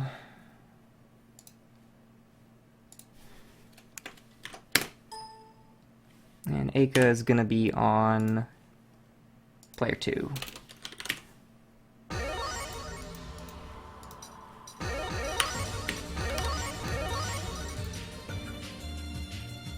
Okay. So, it looks like we're going to have Eika running the h-aki, and they're good to go. So we're going to have Eika running h-aki again, like he was earlier, and we're going to have Agu on c-aoko. So another c-aoko. Cool. Again, as with most c-aoko matchups, c-aoko is going to probably do a lot of running away, zoning with laser rain, trying to get that negative edge orb down, and then playing around that negative edge orb. She wants to build up her like little house of cards so that she can try to snowball with it very well. Eika jumps right over the proximity orb, goes in for some pressure. Agu trying not to get too cut out, but gets cut out on the back edge. Eika isn't able to do anything with it though. Agu lands and doesn't end up blocking. Eika catches him with 2-8, but drops the combo. Goes with laser rain, but Eika is so close he sits right under laser rain. The thing about laser rain is that it doesn't hit directly below you. It comes out at an angle. So a lot of times if you're able to get under Aoko, or even just very close to her, laser rain isn't as effective as it may lead a lot of people to believe based on what people hear about c-aoko. C-aoko is strong. C-aoko can be fucked up. But laser rain, the ability to control space, ground air from, ground space from the air is really only as powerful as it is because it works in tandem with the fact she has 3 jumps and her negative edge orbs. By itself as a standalone move though, Warp Rings probably give you better trades and come out at better angles. Either way, very good placement from Eika to be under him when he's in the corner. Can't really use laser rain to protect himself. Eika doing some basic stagger pressure, redashes in, gets hit on his wake up. Agu not respecting Eika, but Eika's trying to say, no, you better respect me or you're gonna die. But right as he respects him, he gets command grab. So you gotta respect me, but only when I'm not in heat.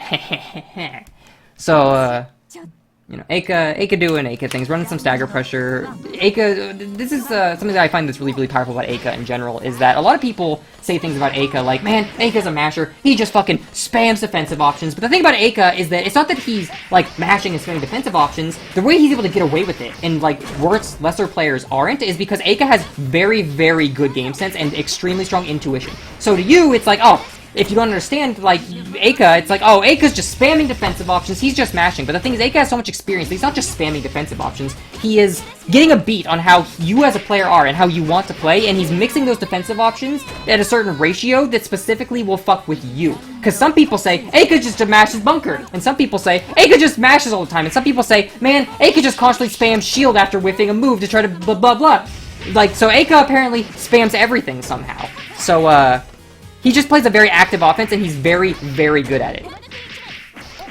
Here we go, Eika, or active defense. He plays very active offense, too. Eika's a very strong player. Brings him over to the other side of the corner, and again, I say I've talked more about the game, but like I said earlier, a lot of these games have just been Eika doing basic pressure stuff in the corner. That caught him out of the air! I don't know if that's air unblockable, or if you needed to block it to knock it cut. I think you needed to block it to knock it cut, but either way, it's insane that he just grabbed him out of the air with that. Man, it must feel kind of bad as Agu to be like, alright, I see the command grab coming this time, and then he just gets command grabbed out of the air anyway. So obviously, he didn't have as much matchup knowledge on the h-aki as he probably would have liked, which is a shame, because I can tell that he knows what he wants to do with Aoko. He wants to, he showed fundamentally he knows what he wants to do. He wants to zone with laser rain. He wants to get those negative edge orbs and to play around them, but Eika is just so aggressive, and Eika was just able to run so many knowledge checks back to back while keeping this really fast pressure up that's hard to keep up with, that when he did get hit, he didn't really have time to process, why did I get hit, and then set it in stone for the next time, especially when Eika's just going to mix another option in there. So, that was, So that's going to be 2-0 for Plucking Birds, which is going to put footsies honesto down in the losers finals. But now we've got Aurablitz versus, the rematch from the round 1 stream, Aurablitz's team versus Insignis' team. So we're going to get that on stream. Hell yeah. Let's see if they can kind of remember what happened with those rounds and adjust to them differently to Win or not lose. So at Insignis versus at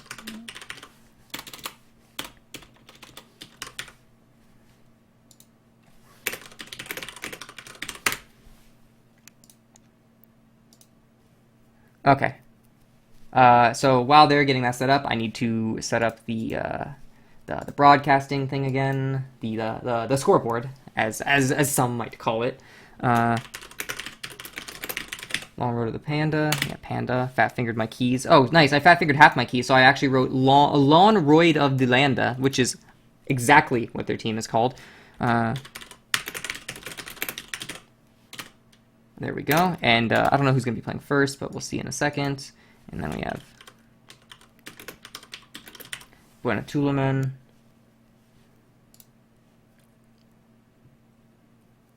Okay. So it looks like it's going to be Regeci versus Vilka.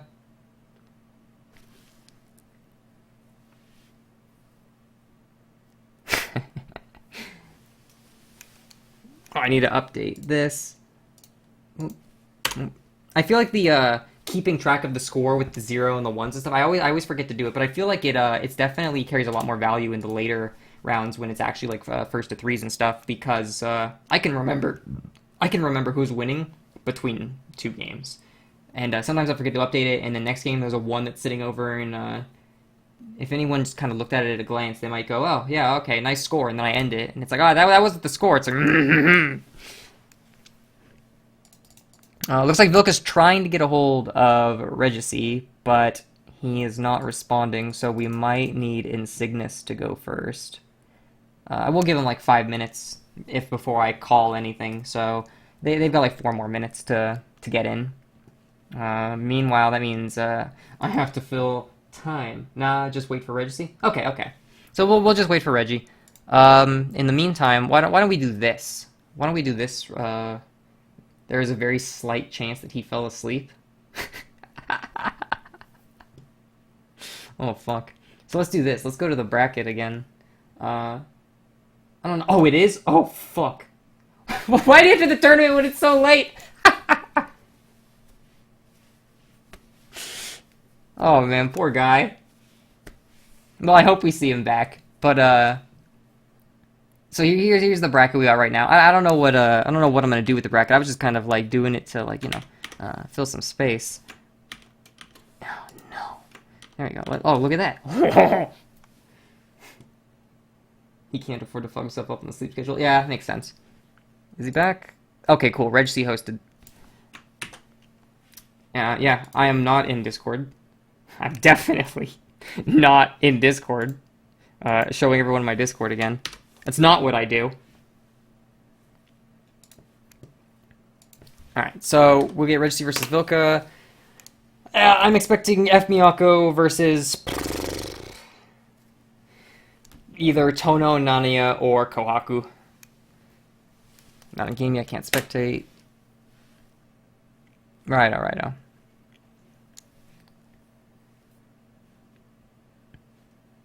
But yeah, no, so good. I'm liking how the tournament's going so far. I feel a lot more comfortable on commentary this time than I did last time. I don't know if I'm commenting the same or different or better or worse, but it's definitely feeling a lot more natural. And it's cool because last time in the team tournament we had 5 teams, and this time we have 7 teams. The difference between 5 and 7 is 2, so that means you must multiply 7 by 2, which is 14. And that means we have 14 players, which is 40% more than last time because we had 10 players. So a 40% increase in players this time around, that's pretty good. And the math is 100% sound. Don't worry about it. So, yeah, I'm having a good fun doing it. I'm not gonna run a, I'm not gonna run another Multi-Blood tournament next weekend because, not in game yet, can't spectate. Vilka's probably taking a piss. I'm probably not gonna run one next weekend because that's when Elios does his Multi-Blood tournaments, and, I don't want to run mine on the same weekend as his because I don't want to take away from what he's doing. I also don't want to oversaturate with so many multi-tournaments that people just kind of go, oh yeah, it's the weekend shit, blah, blah, blah, and then both tournaments get less people. I don't think that's very sportsman-like, I suppose. when we essentially share the same game center, which is the Melty Blood Discord, to try to compete over tournaments when he has a setup that he does reliably every other week. So I still do want to stream something on the weekend or on Friday next week, though. I tried to get a Mario Party thing going, where I would spectate and commentate Mario Party 2 like it was some sort of fucking big deal. So I definitely want to try to get that going again. So to anyone in chat, if you want to fucking participate in, like, a Mario Party fucking exhibition, all you gotta do is be willing to use VC and let me know. And I'll keep you in mind. Cool, they're in game now. Joining up. Regici's gonna be on team 1 player. Vilka's gonna be on 2. Regeci.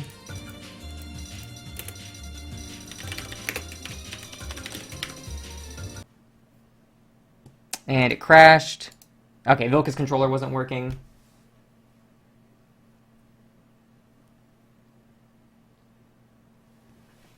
So, yeah, we'll wait for them to get their stream back up. But yeah, no, I want to do that, because I don't want to compete with multi tournaments when other people already have that going on. I don't want to oversaturate anything. But I do still want to stream something. And I do still want to be able to practice my commentary in many different forms and all this jazz. So, yeah, I think it could be fun. And if it isn't, then I'll never do it again. And I'll look like a big fucking idiot. Alright. So, yeah, Vilka's controls weren't working. So we're just waiting for him to get his controller back in.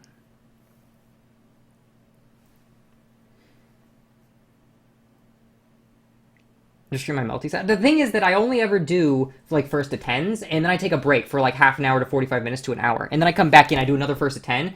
So, as someone who has some people on my, like, I'm following some people on Twitch, and, like, I haven't disabled the notifications when they go online.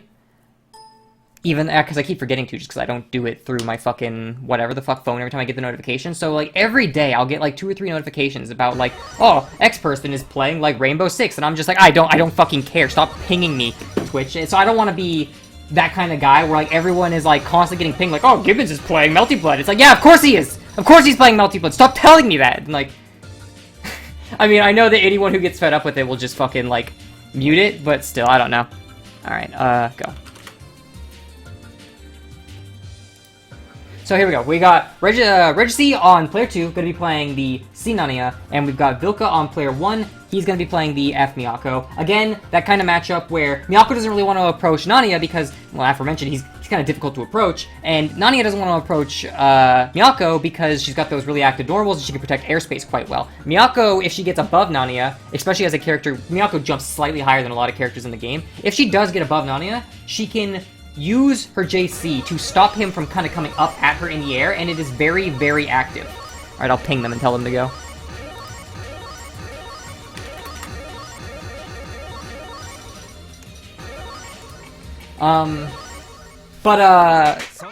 Because Nanaya, his normals, while they're very good and they cover good angles, they don't cover anything above him. They all cover below. So if Miyako gets above you, you don't want to fucking approach her. But Miyako also doesn't want to approach Nanaya because, again, he's superior on the ground, but coming down on top can also be annoying because he's got the myriad slashes to protect his space. So it's just this very interesting matchup where neither player really wants to approach. Like, see, as you see here in neutral, neither one of them really want to approach each other, and then it ends up just combining with both of them think they found the right space to dash in and use a normal, but Nanaya comes out on top because, as I said earlier, Nania's just got that advantage on the ground. He can slide a lot further and keep those extended hurt boxes if he's active as he slides further longer than Miyako can, so it makes it a lot easier for him to space. And then that stagger pressure just comes out. You see Nanaya just constantly throwing out normals, whiffing the standing A's, just being very, very unpredictable with his stagger pressure, and it forces you to have to do something, like, because you either have to be patient and EX block him out and then try to do a move, or you get thrown.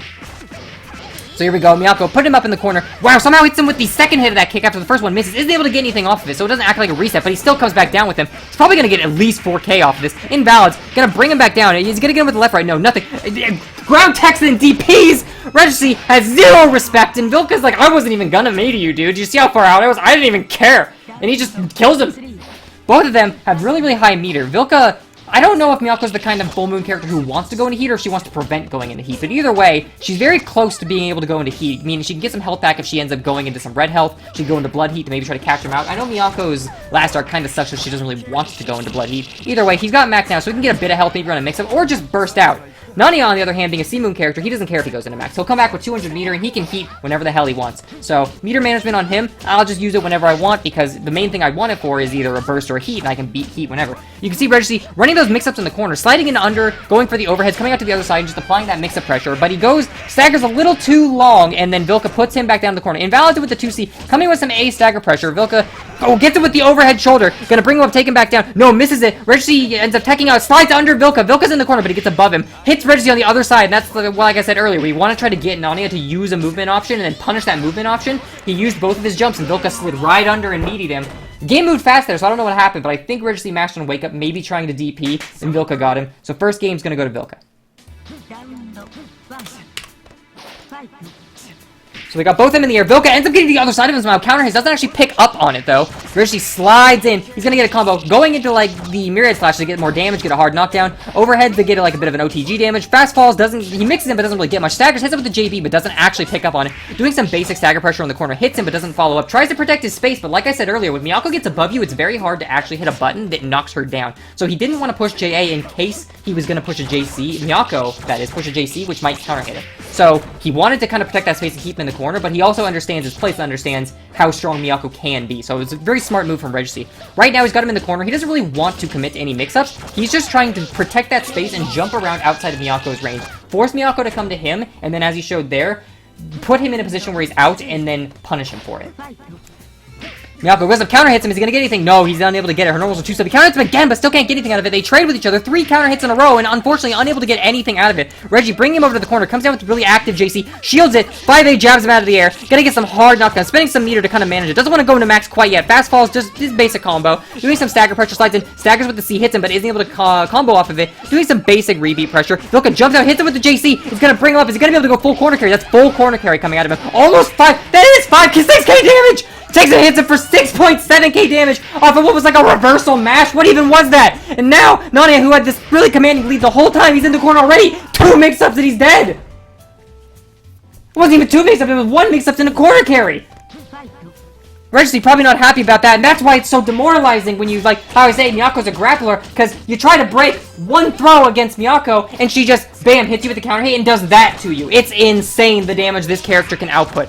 Regeci, though, he's not trying to do those big staggers anymore. He goes, okay, I know you want to mash out. I'm going to prevent doing big staggers. I'm going to do some safe, more tight staggers to catch you out. And then when I've got the health lead that I have now, I'm just going to try to kind of run some mix on your Oki and then protect my space. And Vilka keeps getting hit by that 5C almost every single time. And look at Regeci. You can see just doing very safe strings, knocking himself back, myriad slashes, knocking himself back, myriad slashes. He doesn't want to reset on Vilka. He just wants to protect that space and try to cut off Vilka's escape, especially with how much damage Vilka can do off of any kind of reversal and off of the health lead he has. There is no reason for him to go for something as risky as a reset. Regeci pulling him back down. Oh no, Vilka with the DP though. Regeci catches it. Gonna get a hard knockdown, putting him back to the corner. Vilka got that really low life again. Regeci with that commanding life lead in the mid screen. He's just doing some basics moving forward. And this is part of why Nanaya's stagger pressure is so strong. Because as you can notice, a lot of his normals move him forward when he hits them. So he can just fucking keep on rebeating, moving in, rebeating, moving in. It makes it very, very hard to actually retaliate against Nanaya. Right there. Again, as I said earlier, it's really hard to approach Nanaya. That myriad slashes, if it trades, Nanaya can get a combo off. If he didn't get a combo off of it, but he's gonna get a hard knockdown. Comes out to the other side, misses the overhead to get the OTG. Vilka gonna take him into the corner. How much damage is he gonna get? 3k, only 3k, not 4k. Gonna hit him again. No, this is probably gonna be the end of Regeci. Is he gonna OTG for more damage? Brings him up and he takes him back down. I thought when he hit the ground he wasn't gonna be getting back up, or he was gonna be able to get back up, but Vilka picked him up off the ground and took him into the air. Really, really well played, getting as much damage as he could, even off of a confirm like that. Now, Regeci gonna get him with the air throw, bring him all the way back into the corner, gonna do some basic stagger pressure. Vilka with the DP, how much damage is he gonna get off of it? 2.4k, 3k, is he gonna get the 6k like last time? No, just 4.3k. This is off of a DP. This is why Regeci doesn't want to be resetting Vilka, because anytime you reset him, he can spend meter on a DP, he can fucking mash you, and if he does, he's gonna take you all the way to the corner and do more than half of your health and damage. Regeci, again, look at how he's just doing that really, really safe stagger pressure. He doesn't want to reset Vilka. He just wants to hit him with the stagger pressure and then cut off escape routes. So he's got him in the corner right now. He's going to do some sort of left-right mix. Hits him with the left-right mix. Doesn't need to worry about protecting his space and keeping in the corner. He's down. So here we go, final round. Whoever wins this round wins this set. We have Blitzer, kind of got his back to, not Blitzer, I'm sorry, Regeci got his back to the corner a bit. Gonna come up, come back down, hits him with the JB, but isn't able to actually combo off it. Vilka comes in, and Regeci, he's very wary of it. He jumped up and then did a drift backwards. He doesn't want to confront Vilka right now. Vilka goes with that, what is that, a DP? I don't know, but he blocked it, came down, got hit anyway. Invalid combo. 5k damage, spinning meter, 5.2k damage. Will he get mixed? No mix, but he's gonna get some stagger pressure off this. Hits him with the overhead again. This is gonna be the end of it. There's no way Miyako can't do enough damage to kill him. And that's the end of it. One overhead and he's down.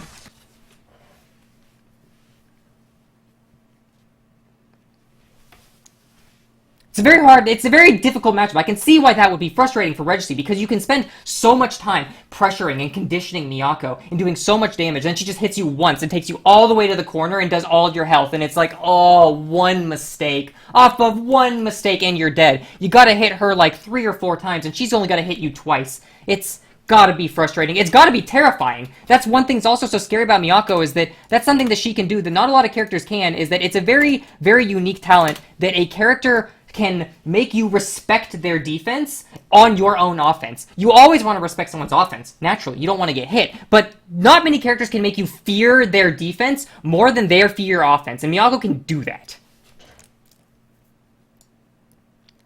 She's terrifying. She has very lackluster neutral, which holds her back from being a higher tier character.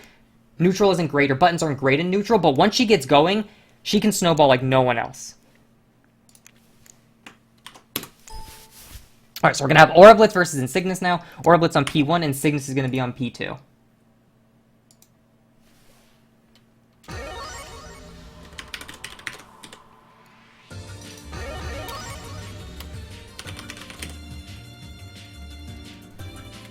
Enter, save.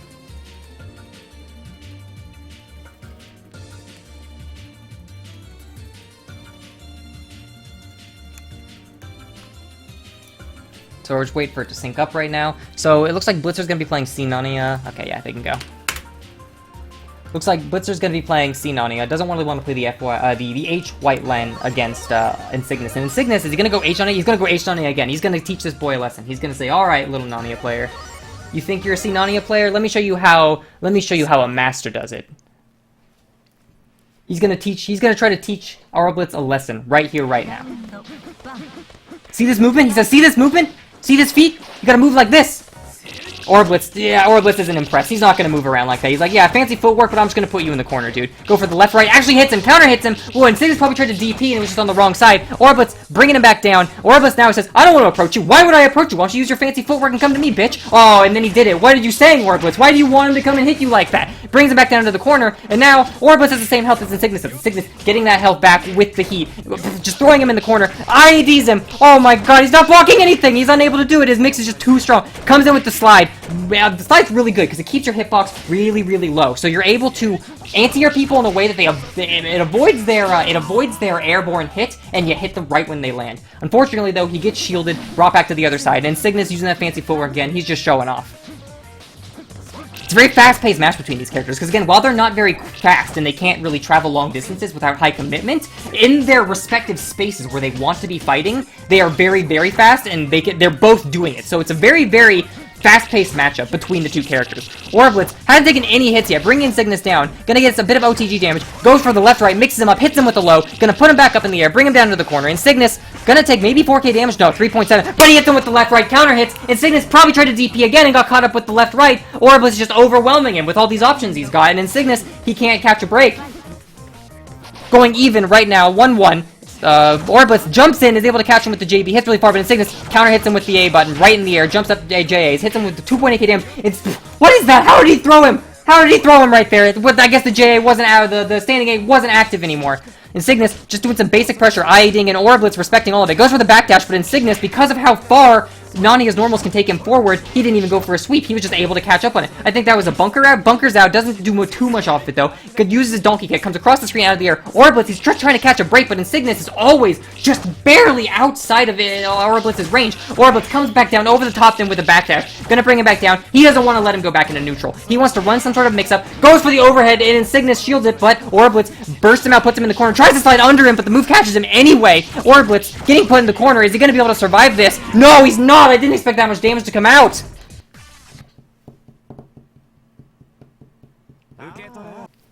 So round 1 goes to Insignis.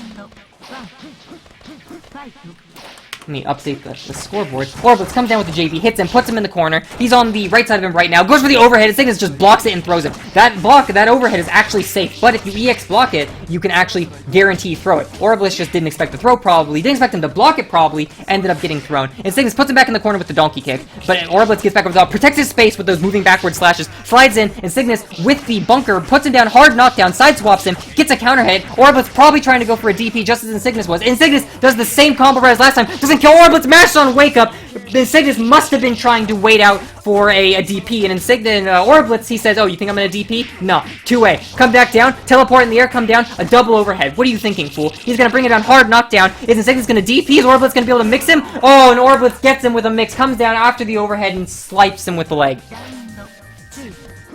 Aurablitz takes round 1. Insignis, though, definitely has a bit of leeway to work because he does have that first game won. I don't think he's too worried. He's able to keep his cool under pressure. Aurablitz gets over the top of him. Aurablitz DPs the donkey kick. He has a read on it now. Oh, but he's able to backdash the 2A. Like I said, that overhead is safe, and Aurablitz doesn't want to get thrown again.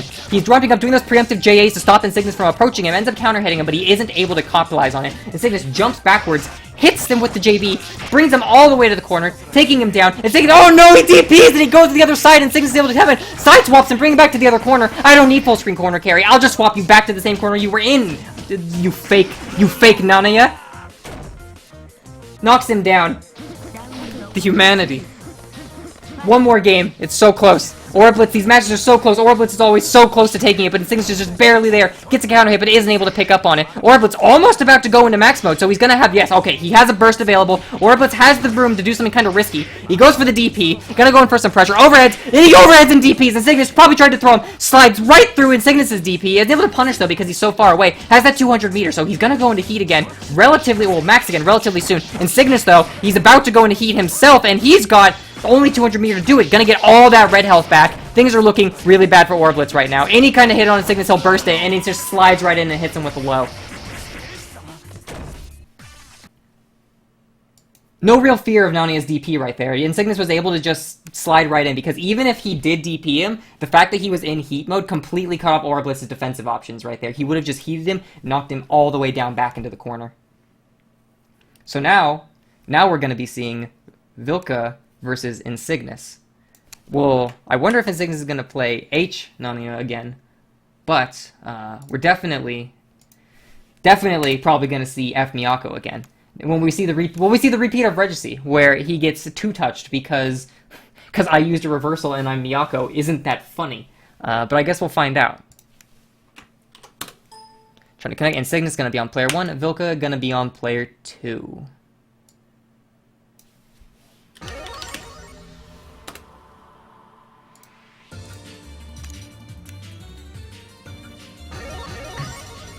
Alright, Vilka's chosen. He's got to find the right color, the perfect color for the perfect occasion. Insignis, meanwhile, hovering over Scion. He's going to keep it a secret who he's going to play. Maybe he's going to counterpick. Alright, they're good to go. So Insignis, who's he going to play? Is he going to crack out the h-nanaya again? Or maybe he's going to teach this young fool a lesson and pick h-miyako? No, he's going to pick h-nanaya again. So here we go. It's kind of like the thing with Regeci, only instead of it being a c-nanaya, it's it's h-nanaya. Goes in for the donkey kick, instantly gets punished off of the EX guard, bring him all the way to the corner, 2.6k. Oh, he actually blocked the overhead already. Vilka's got to be thinking, oh shit, he's not going to fall for the same tricks Regeci will. This isn't looking good. Comes with donkey kick. Sorry, again, I'm drinking apple cider, so I'm getting burpy. Bringing him up, taking him back down. He's in heat, so he doesn't have to worry about any reversals right now. He can play, he can reset as much as he wants, do any kind of risky pressure, rebeat, doesn't matter. When heat mode, I'm just gonna auto burst out. Doesn't even need to. Vilka, respecting the fact that he's in heat, gonna bring him down. Okay, put him in the corner, double counter hit. Vilka jumps up, is able to make it over the top of Insignis. Insignis donkey kicks back in. Vilka, it feels like Vilka wants to approach, but Insignis is actually out-aggressing him, because it feels like every time Vilka gets hit, it's right when he wants to move forward, right when he wants to jump, and right when he does that, Insignis is always right there. So even with that health lead, Insignis just isn't letting up. Hits him with a couple two ways, but he isn't able to pick up on it. Gets him with the H-Moon hard knockdown. Vilka's so close to going into max. Is he going to burst out? Insignis trying to bait the burst, but Vilka doesn't burst. So now he's just kind of doing less damage, putting him in the corner. Vilka does burst out of the pressure. Hits him with two-way. He was trying to tick throw him. He didn't expect him to get hit on wake up. Vilka's thinking, what are you doing, you asshole? Why did you get hit by that? I was trying to tick throw you. Can you not mash for a second? Oh no, Vilka back in the corner after that. The horrible turn of events, trades with the myriad slashes, brings him back up, and he's gonna get hit off of that. 4.3k damage. You know, some people say h-nanaya doesn't do that much damage, but I'm not seeing it. He seems to be doing pretty good damage. Maybe it's just off of dirty hits, he doesn't get as much damage, but he seems to be really pulling out the damage where he needs it. So there we go. Vilka playing a little bit more passively this time. He doesn't want to approach, but nope, he's already been put back in that corner. That left corner, you live there this game, Vilka. Oh, you want to go to the right corner? Doesn't matter to me. Gonna take you all. Okay, so Insignis in the right corner now. Hops out. Seems like Vilka. This is the. Remember earlier when I was saying that while Miyako does all this damage, and because of the danger of her throw, she can force you to have to do things on any reset. She's really, really strong because she's got all that damage, and she's got the ability to just come back to an insane degree and put you in the corner from anywhere. The problem, though, is what you're seeing right here. Her grounded neutral is very, very difficult. A lot of times you see Vilka doing dash-in and then 2A, but he's just always, Insignis is always right outside of his range, and the problem is, that's probably Miyako's better button to use in neutral. She doesn't have a great button to poke at him with. And Insignis is, he's really, really kind of pushing her to her limits. You know, this is why she's not so great in neutral, because of these small normals. Insignis knows how to play to the weakness of these characters. That's why he's so strong. Goes up with the, IAD. That was Vilka going for high shield, so I don't think he was baiting a throw break. I think Vilka just happened to mistime reading an IAD, which is unfortunate. They counter hit each other. Vilka techs back, goes in, tries to catch a jump with 5A, but he doesn't get it. Goes back in and gets him again, though. Donkey kick comes in. Facing the wrong way, though. 5A doesn't get him. Coming down. Uses donkey kick to follow, but it misses entirely. Vilka gonna put him all the way back into the corner. Now it's his time to shine. Is he gonna be able to snowball with all of his momentum he's brought himself into the corner? 5k damage. EX move. Does he get any mix off it? No mix, but not any DPs! Is he gonna put him in the corner? That's gonna get a full punish. That was a DP. B. Is Vilka gonna get enough damage? No. He drops the combo, but all he needs is one throw to finish it, and there it is. Speak of the devil. There's the throw. The grappler Miyako doing work.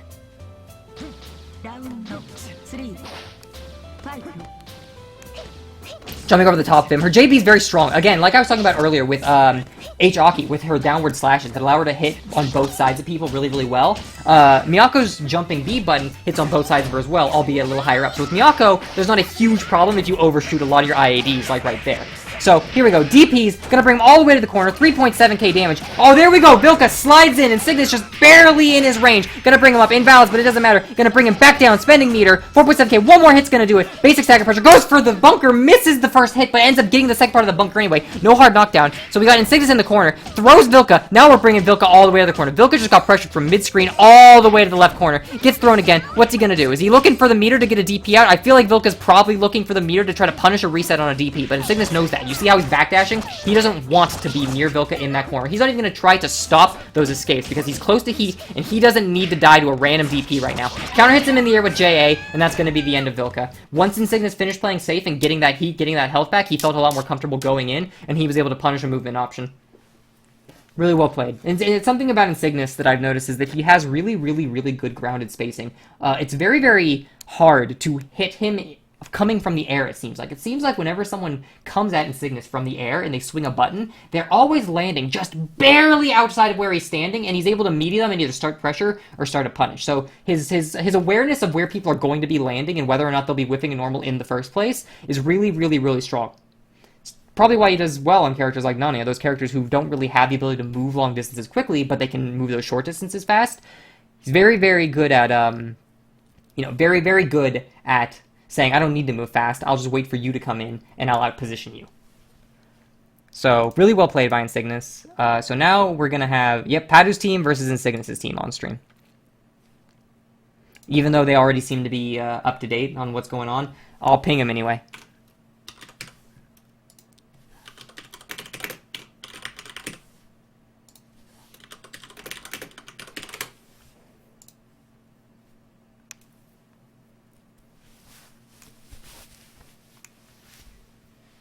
So it's very interesting. If we end up going Insignis versus Paddu, is Insignis going to play Nanaya if Paddu plays Nero, because that's a tough matchup for Nanaya. Like some people say he's got the tools for it. I've never really seen the matchup, but in theory it seems like it'd be kind of difficult for Nanaya to deal with, because having the invincibility during the shield counters that H-Moon and C-Moon does make it possible for them to abuse Neros who are careless with their jumping B button. But at the same time, H-Moon can't hold that like F-Moon can. So F-Moon has a lot of leeway to see Nero jump, think, alright, is Nero gonna do a B? Yeah, he'll probably do a B and then hold shield out for a bit. H-Moon only has, like, I think 6 frames maybe to time landing that. So they get all of the kind of downsides that F-Moon shield has, which is the left hit stop and the blockable counter, but they only have the timing of a C-Moon EX guard. So it's like they get the worst of both worlds, and it makes it very difficult for H-Moon. It's probably much easier for Nero to bait H-Moon shields than it is for him to bait F-Moon shields. So, while he does have the invincible shield counter going for him against the Nero matchup, I don't know how his other tools are going to match up to what Nero's got going for him. So it looks like it's going to be Regeci versus Agu. I didn't update the team names. Son of a bitch. Footsies, honestos, Agu, and this is going to be Regeci.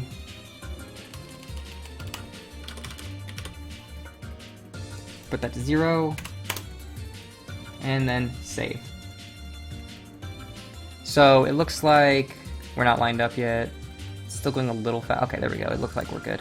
Alright, big go.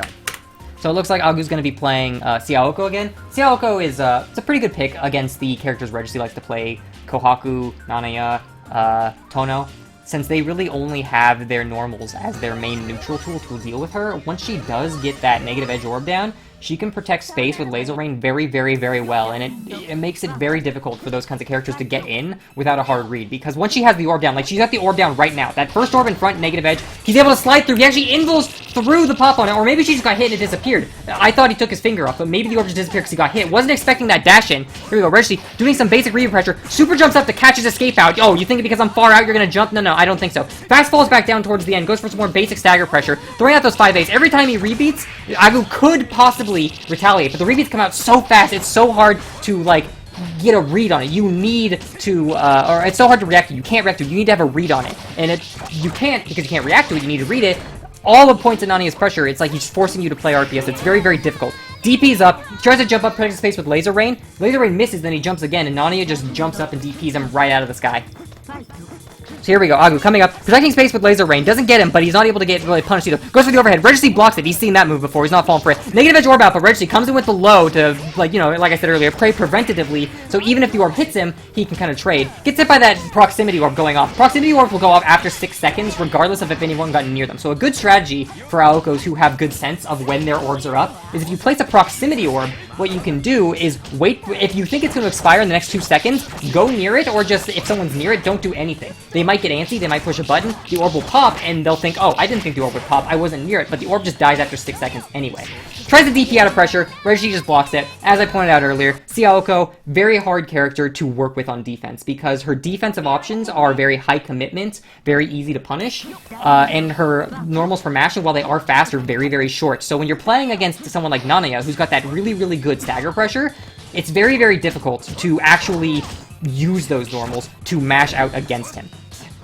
So right now, Agu's just trying to find the space to get a negative edge orb down. Tries to place a proximity orb, gets counter hit out of the air. And Regeci, he's just playing aggressively. Proximity orbs take 32 frames to place in the air and 40 frames total to get out on the ground. Which means that if someone is too close to you and they read you're going to place an orb, even though the orbs can sometimes pop afterwards, if someone is proactive enough, they can just completely stuff that orb. It's not as fast as it may seem. Protecting his space in the corner with Laser Rain. Going up. Ooh, they both go up. Gets a counter hit with Laser Rain on the ground. Gonna bring him. Gonna put an EX orb down. What's he gonna do with it? Oh, but Nanaya comes out on the other side of him somehow. I don't know how that worked. Comes out on the other side, puts him in the corner, completely avoids the EX orb. He's just protecting space with his, like, his mirror slash down. DPs through the negative edge orb. What a read on that. It makes sense to do that, because if you think he's gonna Laser Rain and you go up, Laser Rain protects the ground space. The Orb protects them if they try to jump by putting you down. DPing right through just beats both of those options. A high read, a good read, a risky read, but it worked out, obviously, quite well for Regeci. Bringing him up, putting him back down, applying that basic stagger pressure, mashes after the second one. He probably thought Regeci was going to come in for a throw, but Regeci's not going to throw. He says, nah, you're not respecting me enough yet. I'm going to keep mashing. Goes for a shield, nothing comes of it. DPs, the proximity orb catches him out, but he's able to burst out of that. He doesn't want to take c-aoko pressure, or he doesn't want to take c-aoko combos. He's just going to go up, come back down. He's just getting rid of those orbs very methodically. See, right there, that's what I was talking about. If you hit him with a hard knockdown, even if the orb trades with you, you still come out on top. The orbs are not as safe as you can feel like as Aoko, and that's one of the biggest mistakes a lot of newer Aokos can make, is feeling too safe under their orbs. Right there, the orb counter hits him. Orb counter hits. Doesn't have as much hit stun as he felt like it did. He tried to ground tech away, and Regeci was actually able to catch the ground tech, going in, whiffs the 5A on purpose to try to bait throws, but he just DPs up again, right through the proximity orb. Regeci's not taking any shit. He's not going to give Aoko any time to set up her house of cards. He just wants to get in and end this. Aoko doesn't have a very high health value, so if you're able to stick to her and stop her from ever setting up that game she wants to run, she can have a very, very hard time. Very well played against Regeci, so that means the next match is going to end up being Insignis versus Paddu. So let me see, here we go. I didn't end up updating the scores again. I'm retarded, but I don't think anyone's gonna hate me for that.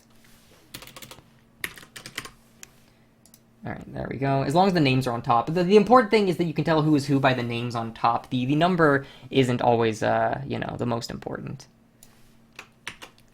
Alright, let's see, they're in. Alright, Paddu's gonna be player 1, and Insignis gonna be player 2. Let's see. Paddu player 1, so swap it. Insignis player 2.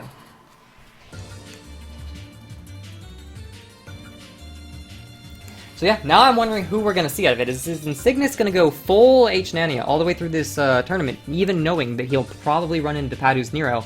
Or is he going to try to kind of pick a character that maybe has more tools to deal with it? I know that when it comes to Tono, some people, like Tomo for example, yeah, go. Some people like Tomo, they'll pick H-Tono. Even though they main F-Tono against Nero, just because apparently H-Tono is a little more mobile. He's got more tools to deal with Nero than the F-Tono does, but it looks, I don't know if the same goes for h-nanaya. So Insignis is going to be here, running the h-nanaya into Paddu's c-nero. Let's see how this matchup is going to go. Insignis using his fancy footwork, moving around at the start. Paddu protecting space, but instantly donkey kicks in. He's not going to let him get any summons out. Paddu gets wall bounced, but he isn't able to do anything off it. Hard knockdowns, lands on front of him, but Paddu's able to block it. Tries to catch the jump, but Paddu's able to get away. Counter hits him, not able to do anything. That's a low. Paddu just anti-hit him with a low. Pretty insane. Deer comes out, but Nania just goes right through it and hits Paddu anyway. Paddu coming in with the DP. No, not the DP. The deer comes out, and he has to respect the deer. He has to back all the way away. Is able to go and hit him, but the negative edge snake scats him out of the air. Those snakes are actually air unblockable. They just hit very low to the ground. So you don't often get hit by them. That's why a lot of people say F-Nero snakes are better, because they hit much higher up, and the snakes are air unblockable. Here we go, coming in. He's able to jump over the negative edge snake this time. Deer, enforcing him in the corner. Nero baits the DP up, but isn't able to get anything. Anti-airs, and Nero, one of the few characters in the game that actually has grounded anti-airs. Able to knock him up in the air. The alligator mouth doesn't bring him down, but he's able to catch him with the sweep. The deer brings him up. He's going to bring him to the corner. Is this going to be enough to kill him? No, he misses the second biohazard. Is Nania going to be able to kill him off of that blunder? And he brings him up. Nania always doing slightly more damage than I think he's going to. So here we go. We got Nero going into max mode right now. He can burst out if he wants to. There we go. He can burst out. C-Moon character doesn't really care if he loses. He's going to get his meter back pretty quickly, and he can go into heat once he gets 100 meter, so he doesn't really mind too much. He slides right through the deer. Damn, look at that. So that is one thing, is that a lot of characters, especially characters with runs sometimes, have to respect that deer because they get hit on the back end, but it looks like Nania's dash actually takes him forward enough that he can call out the deer. So that's something that's really, really powerful. Nero can't get away with just doing pressures and then deering out. And then, yeah, his pressure is just too strong. Nania's got really good stagger pressure. Nero doesn't have great tools to get out of pressure. He's got a DP, but his mash is really, really slow. While it does hit high, so it can stop some characters IADing, like Aoko, for example. Aoko has a very hard time IADing in Nero because a lot of his buttons can stop her even at those low heights, even his A buttons. But his A buttons are slower than average, which means a lot of times even just doing B button into another B button is enough to catch Nero trying to A mash. So Nero has a bit of a hard time on defense.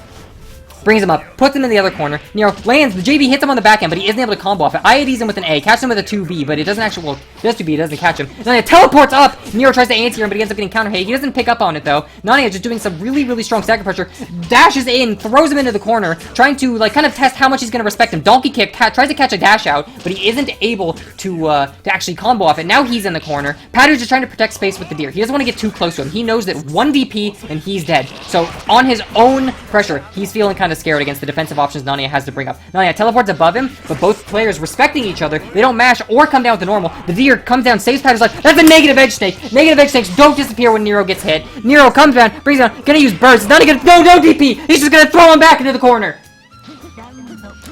Paddu overestimating the actual power of his Oki in that mid-screen situation right there, and Insignis fully ready to punish it. Insignis coming in, ooh, gets hit by the non-negative edge snake though. Gonna bring him up, pull him back down. The difference between the negative edge snake and the non-negative edge snake is the negative edge snake moves slower than the negative edge one. I don't know if there's startup differences, but the negative edge snake moves slower and it does that long chomp. Non-negative edge snakes just launch them on counter hit and they move a lot faster. Anyway, neither of them disappear when Nero gets hit. So, Nero coming in, anti-airs him, trying to get out of the corner. Then he comes out of the corner, uses a donkey kick to just get further away, to kind of space himself where he wants to be. Bringing him all the way back down. We're about even. Next hit's probably going to kill. IAD's in. Nero blocking, though. Uses the 2A. Is able to clip him, but he doesn't actually pick up on it. Heats him all the way into the corner. Nero going into heat. The snake forces Nanaya to have to block, putting him back into the corner. Nero now blocking. Both characters in heat. Nanaya, though, if he gets hit, he's gonna just auto burst. Nero, he's out of heat now, and any hit is just going to make him auto burst. Nanaya free to do any kind of risky action like shielding, because it doesn't matter if he gets hit. He'll burst out, and then that shield damage enough to take Nero down. Well played by Insignis. Well played by Paddu. It's a close game. It was a close game. Paddu had him on the ropes quite a few times, but man, when you go into that heat as H-Moon and you just get all that red health back in your own pressure and in your own combo, it's rough.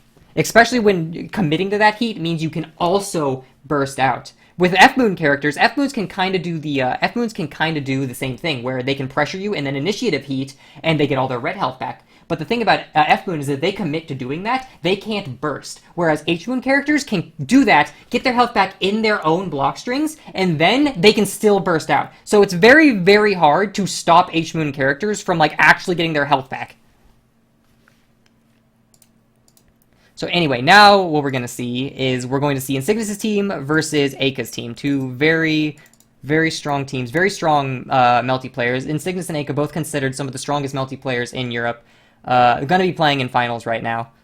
Their team's going to be playing in finals. Regeci also a very strong player. CC also notably, I mean, he beat Paddu, who's another very strong player, Nero, with Aki. So obviously we've got really 4 very, very strong players in finals right now. So it's looking to be right now a very, very good, strong grand finals. Let's see what we got here. So we have BUENA, and then we have Plucking Birds.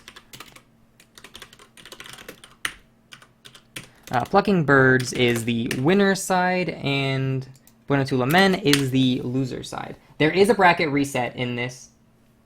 Yeah, I said that, Stas. That F-Moon can get it back immediately, but the thing is that if F-Moon does that, F-Moon can't burst anymore, because F-Moon can only burst when they're in max, not in heat. H-Moon can burst when they're in heat. So H-Moon can get their health back and have the safety of a burst, which lets them do more dangerous things, whereas F-Moon has to commit to getting health back, or commit to a more dangerous option that they can possibly burst out of.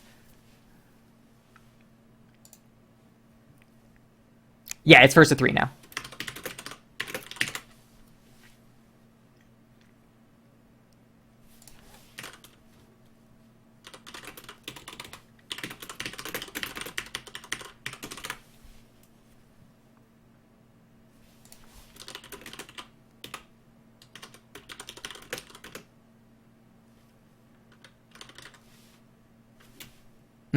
So we're running into a problem right now where Eika and Regeci have a very high ping between one another.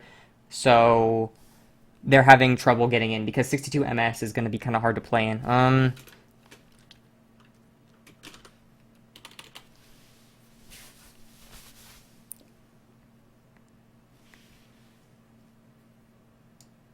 But it looks like they're going to play with it anyway. Probably just play and end up 4 delay. Okay, yeah, they're in.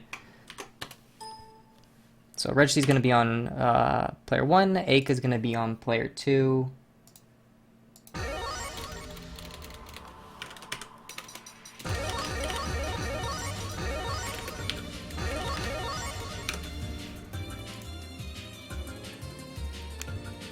And okay, they're good to go. So it looks like what we're going to be running here is Eika on h-aki, like earlier, and Regeci on the c-nanaya. So we've got two themed teams going against each other. We got the h-akis versus the nanayas going against each other. Right off the bat, Regeci jumping up and down, sliding in, trying to invade Eika's space. Eika ground techs out, both of them ground tech out after catching Regeci with the air throw. Gonna bring him down, get a hard knockdown, spend some meter for the hard knockdown, get a bit of an OTG damage. Left right him. Eika just dodges. Eika doesn't want to take the left right. Hard knockdown with C-Moon. Goes for the fake overhead into low. Regeci blocks it though. He's onto that trick. Eika goes up, counter hits him, isn't able to actually capitalize on it though. Whoa, but he left rights him with that downward claw. A drift with that is so hard to see sometimes. And Regeci just couldn't get it. Bringing him up, taking him back down, 4.8k damage. That delayed fire burst Oki. Really, really good at stopping DPs because if they try to jump out or they respect it, it'll pop on him. And Eika can just sit there and block. So it's very safe projectile Oki for Aki. So I can see why he's using that and then opting to go for that against Regeci, because Nani is a character with very good defensive options. So you don't really want to dice roll on your own wake-ups against him. Regeci jumping really high, just trying to kind of protect space with his downward spaced air normals. And Eika playing from the ground a lot, it seems like. Getting that hard knockdown. Regeci able to heat him into the corner. Regeci trying to get that red health back. Backdashes out of Eika's pit. Brings him up. He's going to put him back down. Eika not looking good right now. One more hit might do him in. Catches him out of the Eika air shields him though. Going to bring him down. Is he going to be able to put him back into the corner? Or is he just going to take him mid-screen? Air dodges after throwing him down. I've never seen that before, but it looked pretty cool. Going to bring him up. No, he isn't able to take him back down. Next hit's probably going to kill. Regeci in the corner. Hard knockdown from Eika. Will he try to DP? No, he started that. He saw that he was a little far away from the corner. He was wary of the left-right. Regeci coming back down. Eika shields, but doesn't get punished. Protecting his space, coming down, and Eika ends up getting caught out with the stagger in the very end. So we're going to have the first round go to Regeci. Eika goes for a dodge, expecting him to come back in, but he doesn't. Regeci goes for a big DP just in the mid-screen. Gets him with it. Doesn't do a lot of damage, but he's sending a message that he's not afraid to just DP you mid-screen like that. I'm not afraid. Gonna come in IAD Eika, blocking well. Ooh, catches Eika with something down low, but isn't able to combo off of it. Eika tries to bait the burst, but Regeci doesn't burst, and then he catches Eika coming back down. Regeci still has 200 meters. C-Moon keeps all that meter even after. Oh, Eika goes for a shield, but he doesn't get it, and Regeci hits him with the low. Regeci has a really good health advantage right now. Is he gonna get up? You gotta spend the meter and bring him all the way back down. So first game's gonna go to Regeci.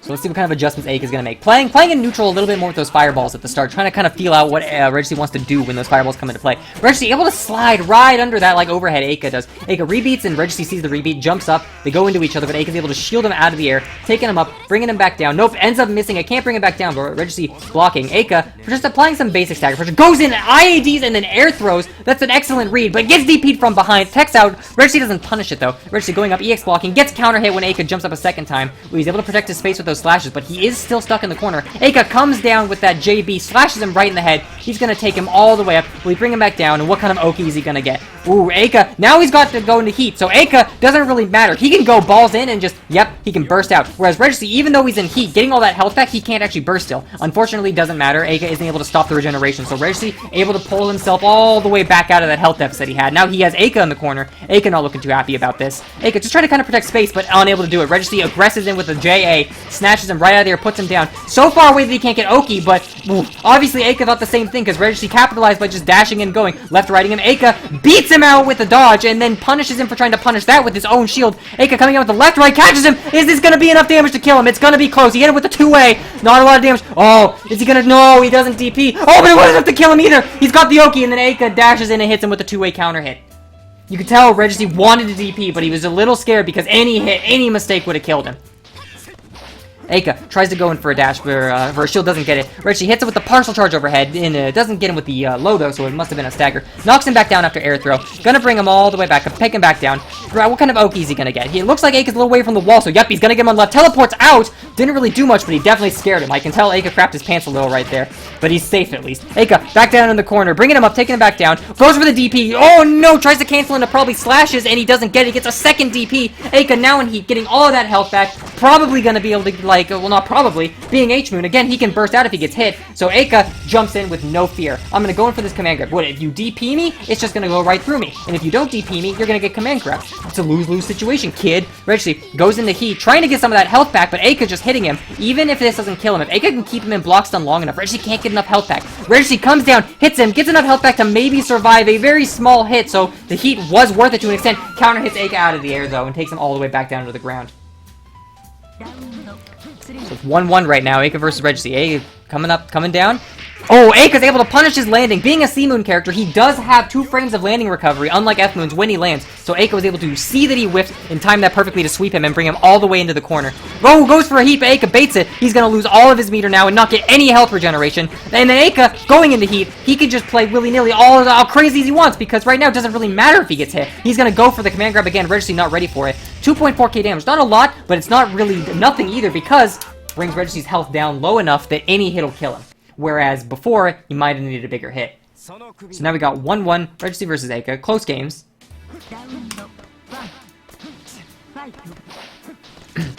Both just kind of air dashing around. Eika using that JB, he's got to kind of multi-hit him, bring him down, hitting him, gonna take him back up, bring him back down. Let's see what he's got. Oh, a lot of wall bounce going on. Eika, building a lot of meter, goes into heat, 5k damage, and a lot of heat. Oh, okay, so when H-Moon characters go into heat, they can burst, unlike F-Moon characters. Who go into heat can't burst, they need max. So every time Eika goes into heat, he's able to do anything he wants. It allows him to play very risky. So going into heat is very strong for H-Moon characters, because it allows them to get that health back, and it allows them to burst. Just in case you didn't know, Shora, because you obviously need me to tell you again. Anyway, Regeci, picking him up, getting that hard knockdown using those myriad slashes. On the right side, is he gonna mix him with the left right? Eika just throws him, wakes up throw. Throw being just a, like, 1 frame faster mash, but it catches him out. Eika gonna bring him up, no, can't take him back down. Protecting his space with the orbs. He knows that Regeci wants in, and he knows he can only come in with normals or a teleport commitment. So he's trying to protect a lot of his space with the fireballs, but he can't actually make it. Regeci able to teleport above to whiff, and then, well, make him whiff, and then he comes back down. Oh no, that looked like it was a DP, or a meterless DP at least. Either way, obviously punishable on block, and Regeci takes him into the corner and punishes him for trying it. Regeci, look at him taunting him with these fastfalls. He's saying, look how fast I can move. All these Nanaya players think their footwork is so fancy. Insignis with his forward and back dashes, Regeci with his fastfalls. These Nanaya players, they really think they're hot shit. Anyway. Oh, he puts him in the corner. It rolls out, doesn't punish it, and then goes for a dodge. Somehow still hits him. He's in heat though, but oh, not able to do much off of it. Kind of take him up, bring him down. Shields! Oh no, but Regeci doesn't swing at him. He's gonna hit him after that. Bring him all the way into the corner. Eika, my mouse cursor's on the screen. Eika bringing him up, cutting him back down. Oh, Eika goes for another shield, and Regeci just wasn't actually coming in. Eika trying to read this aggression, and Regeci just isn't ready for it. Regeci playing very fast, but also very patiently, trying not to do anything that would carelessly get him hit by one of Eika's defensive options. Eika coming back up, chasing him down, but Regeci protecting that space with his myriad slashes. Gonna come back down, but oh, Eika counter hits it. Isn't able to actually confirm off it though. Knocks him a little too far back. Regeci with the stagger pressure, super jumps up and air throws him back down into the ground, and that's gonna catch him. Regeci doing a very good job of not overcommitting and getting hit by Eika's defensive options. It seems like in the first couple rounds, Eika was hitting him a lot with those, but Regeci is not getting hit by them as much anymore, so he's playing very fast, very aggressively, and he's feigning a lot of his approaches and getting Eika to try to use defensive options, and then he's baiting them out, and he's punishing for it. And then when Eika says, okay, defensive options aren't what I want, I'm going to try to jump out, he jumps up and meets him and air throws him back down into the corner. Goes for the shield, catches him out, being a C-Moon shield, well, okay, that didn't matter, he would have gotten that either way, probably. No, actually no, because H and F-Moon counter is not air unblockable, so very strong move right there. Throws him into the corner, Eika jumps over, gets air, oh no, shielded, and Regeci perfects him.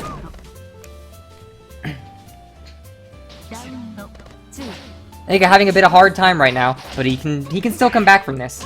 Regeci in the corner. Eika does have the upper. Oh no, he DPs, puts him back in the corner. Why does Nanaya get a DP? The one it hits puts you all the way back into the corner. It's insane. Taking him down, hits him with the stagger on the redash, hits him with the low. Eika might have been trying to push a button or jump out. We'll never know. Gonna get a hard knockdown. Text it though. It's not a hard knockdown. I lied. Eika taking him up, bringing him back down. Heats him back into the corner. Eika unable to bait that. Comes on the other side but misses. Regeci in the corner, but he doesn't really mind that he's in the corner so much. He does have heat. He does have all that health back. Being a C-Moon, he's gonna get that health back pretty quickly. Eika, he gets him right here. Eika's probably gonna go into heat off this. No, but he's very, very close to going into heat. Once Eika goes into heat, he's gonna get that health back. Gonna be able to burst. He's gonna be able to play really dangerously. Really force Regeci into a situation he doesn't want to be in, because as of right now, Regeci can't actually capitalize on hitting Eika. But Eika can do whatever he wants to hit him. So Regeci, one more hit will kill him at the same time. Is this actually gonna kill him? Might prorate too hard. Prorate's a little bit too hard, but it's better than nothing. At this point, a throw might even kill him. Nope, it doesn't even need it. Just hits him with a two-way, puts him back into the corner.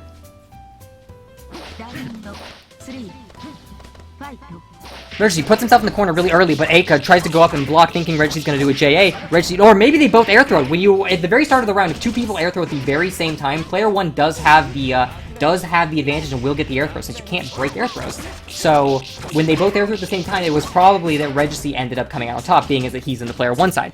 Puts Eika in the corner, goes for a fastball mix, hits him with the low, Eika blocking high, trying to block the IAD or the super jump, whatever was coming. Regeci, though, dashes himself into the corner, Eika trying to bait a burst. Oh, gets it the second time, but he hasn't been able to capitalize. Regeci DPs, puts him back into the corner. Oh, it's so tragic. Eika, though, gets a counter hit. He's going to bring him up, take him back down, and then he'll have enough damage to probably kill him. Maybe off a throw? No, not off a throw, but the Oki's strong. Oh, no, Regeci DPs and puts him into the corner, and that's going to be the game right there.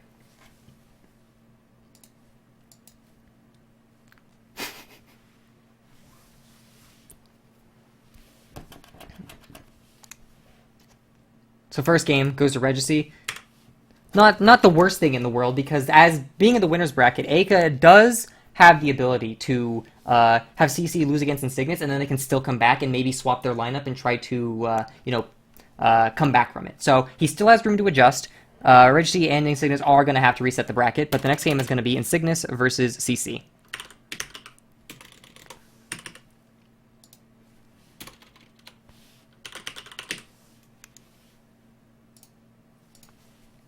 CC probably going to be playing h-aki again, and knowing Insignis probably going to be playing h-nanaya. So we'll have the H-moon superiority going up against each other.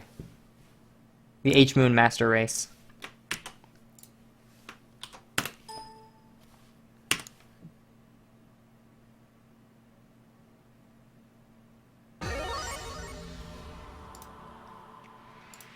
Insignis is ready. He says, "Say when to go." So we'll wait for the game to slow down a bit.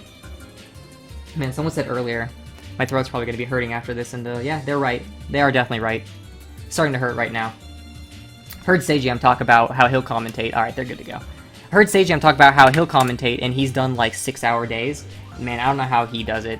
Maybe my problem is I get a little too excited and I start yelling. Man, it's, I gotta maybe settle down a little bit. What? Wait, okay, I want... Okay, settle down. Did Insignis just pick c-roa?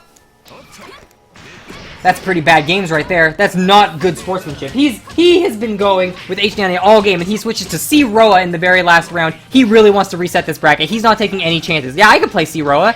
What about it? Gonna hit him, bring him all the way over to the other side, zapping him, throwing him in, hard knockdown, gonna put an orb under him, knock him up, take him back down. Ooh, actually he isn't able to take him back down. Aki coming in, applying some pressure, but he's able to jump away. Air counter hits, no, not bring her back down. Is able to get a single orb place though. Oh no, hits him out of the air, gets the damage, and he bursts out. The thing about multi-hitting moves like that is that with the H-moon, you will auto-burst. But if it's a move that multi-hits gaplessly, the way Roa's lightning does, you will still take the full brunt of the lightning hit, and then burst out on the last hit. So even though CC was able to burst out, and he was able to hit Roa with his auto-burst, the lightning still did the damage done. So Roa still came out of that perfectly happy. Going into Heat, though, I looked away to start talking about some random shit, who even knows, and CC has got a massive lead right over here, putting him in the corner, not even letting him get those orbs down.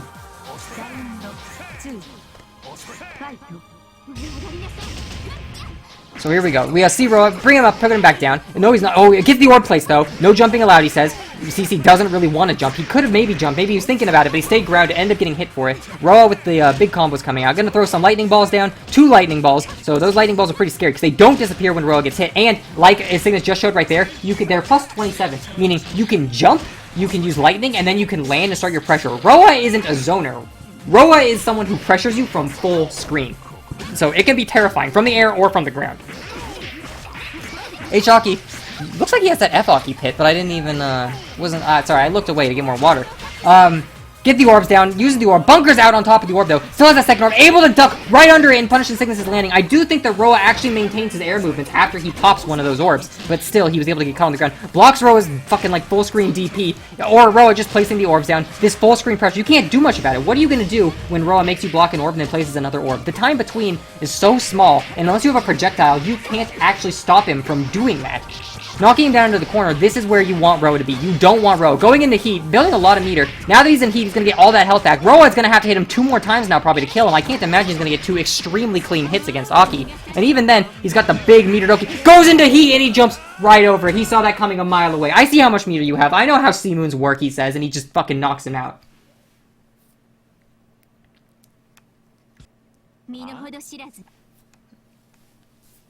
So here we go. Round 2. First game goes to CC. I need to update that. CC already with the aggression. That's what you need to do against Roa. Roa doesn't really have a direct counter. Really, characters that can stop Roa from placing orbs, like f-aoko, c-nero, characters with projectiles that can stop him from placing orbs from very far, very consistently, those are probably the quote-unquote counter to c-roa. But for the most part, when you're against c-roa and you don't have those kinds of tools, you need to just get in fast and not let him out. Because the second you give him space, it's like, imagine you playing against a c-aoko, and she finally gets that negative edge orb down, and you're like, well, she has the negative edge orb down, that sucks, but I can kind of play around this. She does lose air movements after laser rain. I can low profile it. Roa gets an orb down, and it's just like, fuck. Roa's got the orb down. You have to do that. Goes for a hard read on the shield on the orb. Very nice, but tries to jump in, and yeah, these orbs are air unblockable. Insignis, just playing far back, he really doesn't want to be anywhere near CC right now. Putting 3 orbs down, he's just going to play safely behind the orbs. Do some really, really safe stagger pressure with no real huge gaps. He's able to backdash out, but he catches the backdash because he is in the corner, and he just knocks him out. Second round, we got him trying to place an orb, gets his first orb down. CC's gonna have a hard time moving through the air, and even on the ground, gets caught trying to jump immediately by the orb, but he isn't able to actually capitalize on that. CC now putting Roa in the corner, gonna bring him up, take him back down. Build a lot of meter options. Will he go into heat? Yes, he will go into heat. Now he doesn't have to really worry too much about getting hit by something. He really doesn't want those orbs to get hit, but he can approach rather recklessly, because if he does get heated, Roa's not gonna be able to do much about it. Roa, he does run out of heat, counter hits him out of the air, and Insignis was playing back, biding his time, waiting for that heat to wear off, and then, he tries to shield the orb. He saw it coming, but he can't hold shield being on H-moon, and he ended up getting hit anyway. Insignis didn't really pick up the combo, though. Gonna start bringing him to the corner, bring him all the way to the corner, using that meter to pull him all the way in, goes for the left-right, doesn't get him. CC blocking really, really well right now, blocking these staggers, but Roa just putting more orbs. Oh, he goes for a shield, but the lightning was never in range. He gets him, take him up, bring him down. Probably not gonna kill him, but now he's in heat. He can just burn meter on whatever the hell Roa wants to bring. Goes for a DP! Had to have been a misinput. Burst! Keeps him safe, but isn't able to get anything off it. In the corner, shields, takes him up. Is he gonna be able to do anything? No. Oh, and then he dashes in and hits him with 5B, knees him right in the face, and we're gonna have second game go to Insignis.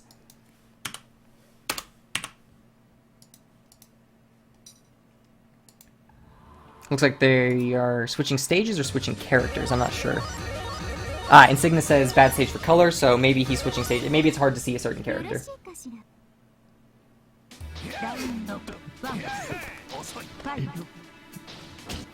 Alright, jumping up, putting him into the corner. Now we're in the stage. Maybe a little more visibility here, so everyone's happier, maybe. Bringing him up, taking him back down. Getting a lot of EX blocks, but he's not able to get out of that corner. Just doing a lot of neutral jumps. Gets hit by the Oki, but able to heat out, putting CC over on that side of the corner. Gets the orb down. Orb side swaps, hits him on that end, bringing him all the way back up. Do you get hard knockdown? No, he doesn't get a hard knockdown off that. He's so high up, I can't even see what's happening, but Insignis knows what's going on. He's placing orbs, and he's ready to go. He doesn't care. What, are you gonna fall into me? Yeah, it's not like I don't have air unblockable 95% screen camp. Like, what are you gonna do, kid? Hits him, puts him with the pit, pulls him back down into the ground, runs the EX Oki, does some basic stagger pressure right here, rebeats a bit, tries to protect him out, goes for a reset super jump, Insignis doesn't challenge it. Insignis biding his time, ooh, gets the shield and DPs him out. Not a lot of damage, but definitely gets out of the corner. Counter hits him, gonna put him back in the corner now, spending some meter for probably a bit of extra damage. He wasn't really that high in his meter, so I can't imagine he was trying to avoid going into max mode. Gonna put him in the corner, just do some basic pressure. Oh! And CC sees the right time to mash out. He thinks he's gonna use the little electric table. He uses it, and he goes, yeah, alright, cool. Trying to charge your lightning? I don't think so. I'm gonna put you in the other corner now, Roa. Next hit wins. Oh, heats him, but he's a little too low. Roa's got the orb out. Oh, no, he's used all of his air options, but he uses dodge to suspend himself. I really thought that orb was gonna get him. Really nice use of dodge coming out of CC. Goes into heat, gets his health back, blocks the DP in the air. Is this gonna be the end for Insignis, or is he gonna end up dropping it? And that's gonna be the end of him.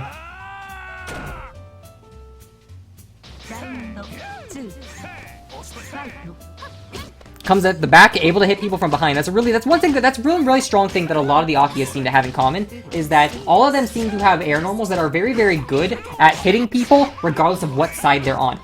V-Aki, F-say, I don't know about the other says, and all these Akihas, and f-v.aki of course, they all have these jumping normals that even if the person is behind you, you can always backdash into them and still hit them. So you can really aggress on someone even if they feel like they've outpositioned you, and it makes her a very hard character to, like, force out of position, because she never really is out of position. If she can hit you, she's not really out of position, you know?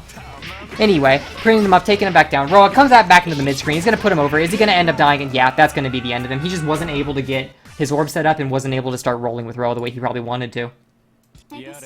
So it's 2 games for CC, 1 for Insignis.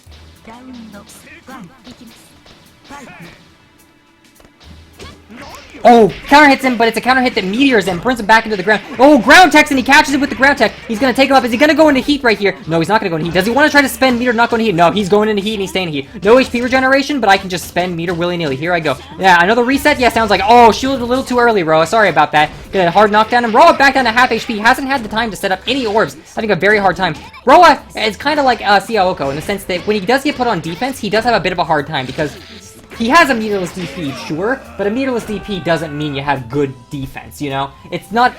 I mean, okay, you don't have bad defense if you have a meterless DP. Let's get that straight. If you have a meterless DP, you don't have bad defense.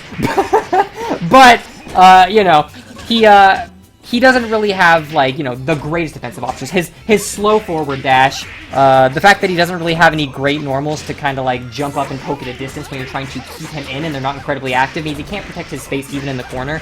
So once you do get him in the corner, he has a bit of a hard time getting out for the same reasons that kind of c-aoko does. CC, going into heat, getting that health back. Oh, Insignis ends up counter hitting him in the air, but he doesn't jump up to counter to air throw him as he's being brought back down.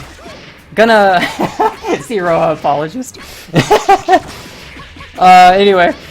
Bringing him back down, putting him in the corner, running that Oki, Insignis blocks it, he respects the Oki. Oh, you can hold shield on C-Moon. You can hold shield for, I think, a second straight on C-Moon. Whole 60 frames. It's really, really, really annoying when you think they're gonna shield, then they do shield. So you do an air dash to try to wait out the time, and by the time you come down, they are still shielding. It's actually insane. The amount of times, and so that's third game won by CC. So we're gonna go on to Regeci versus CC now. And we're gonna see if Regeci can reset the bracket.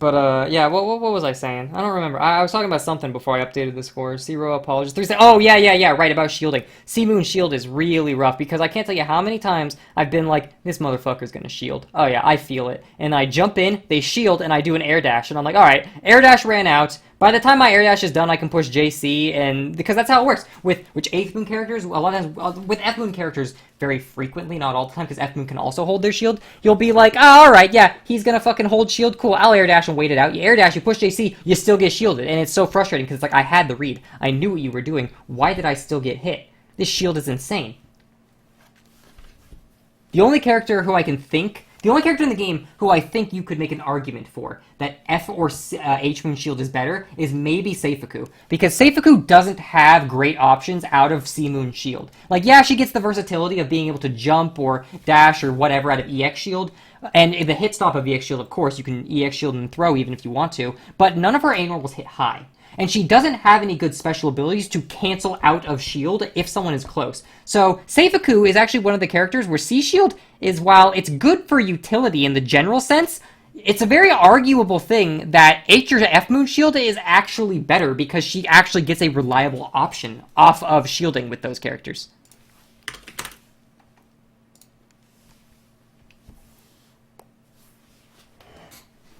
So here we go. So we're going to run Regeci versus CC. And if Regeci wins, we reset the bracket, we do it again. If Eika wants to, we can run Eika versus Regeci again, or we can swap things and we can do Eika versus Insignis and then CC versus Regeci. We'll see. If we even get that far.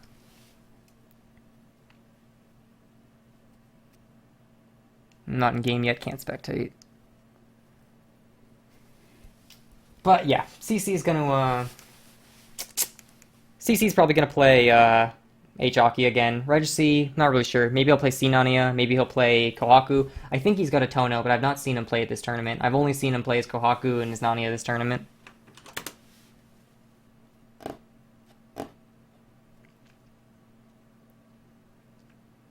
I'm not in game yet, can't spectate.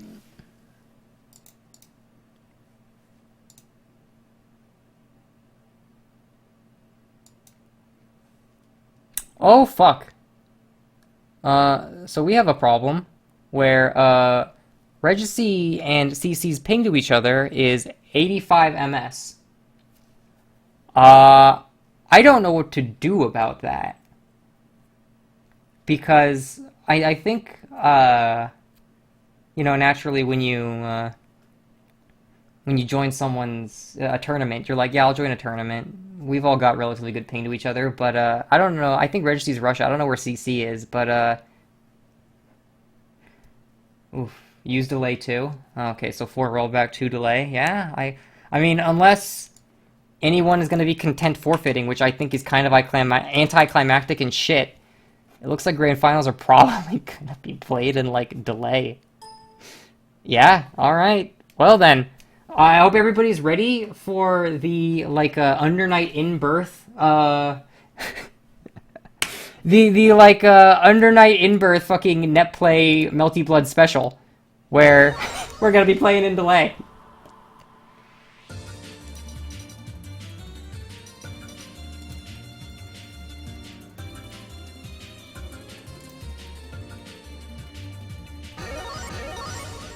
Alright, so yeah, CC's on P2. Gonna be playing h-akiha again.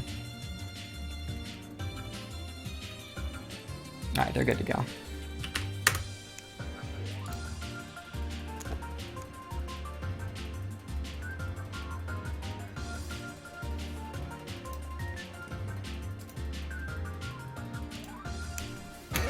Okay, good. No, okay, I need to ping Regeci. I think he's probably full screen. He doesn't unfull screen, so he doesn't see unless I ping him.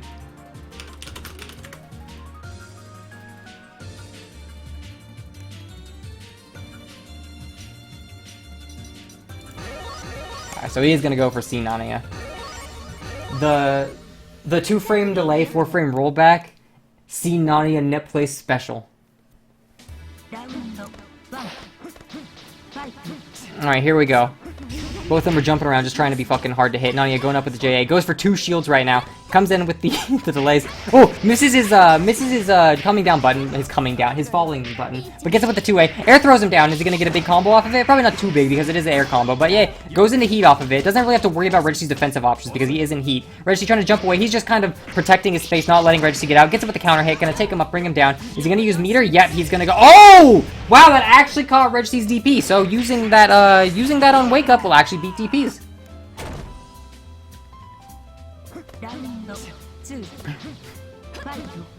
So, here we go, going with some 2As, they end up whiffing, Regeci ends up backdashing, hits it with a 2B, teleports to the other side, they both counter hit each other, CC, forward rolls in, but Regeci neutral rolls, meaning he recovers slightly faster and his 2A ends up winning, puts him in the corner, slides in, but isn't able to actually connect off of it, lands a counter hit, super jumps in and backdashes to bait the shield. Gonna take him up, bring him back down with the hard knockdown. Gonna probably run some mix-up. What kind of run is he gonna run? Is he gonna do a left-right? Is he gonna do an overhead? Nope, he just does a fake teleport in into stagger pressure. Fast falls down, slides in, but CC able to escape. Does some, you know, protecting the space with the Rekkas. Doesn't actually move with them though. CC gonna land on him, get some good damage, then bring him up, take him down. 4K, yeah, 4K. Wow, h-akiha does a lot more damage than I ever thought she did. Puts a pit down or something, but it looks like it doesn't hit. Goes for a bunker. Doesn't actually have to spend meter on it though. Looks like it wasn't in block stun. Goes into heat, gets all of that health back. Regici's about to go into max mode. He's gonna be able to burst if he gets hit. Ooh, gets hit. Is he gonna burst though? Yep, there's the burst. Regeci doesn't actually have the meter to go into heat to get all that HP back now. Looks like Regeci is not gonna be regenerating any HP for the rest of this round. And then, yeah, that's gonna be the first game going to CC.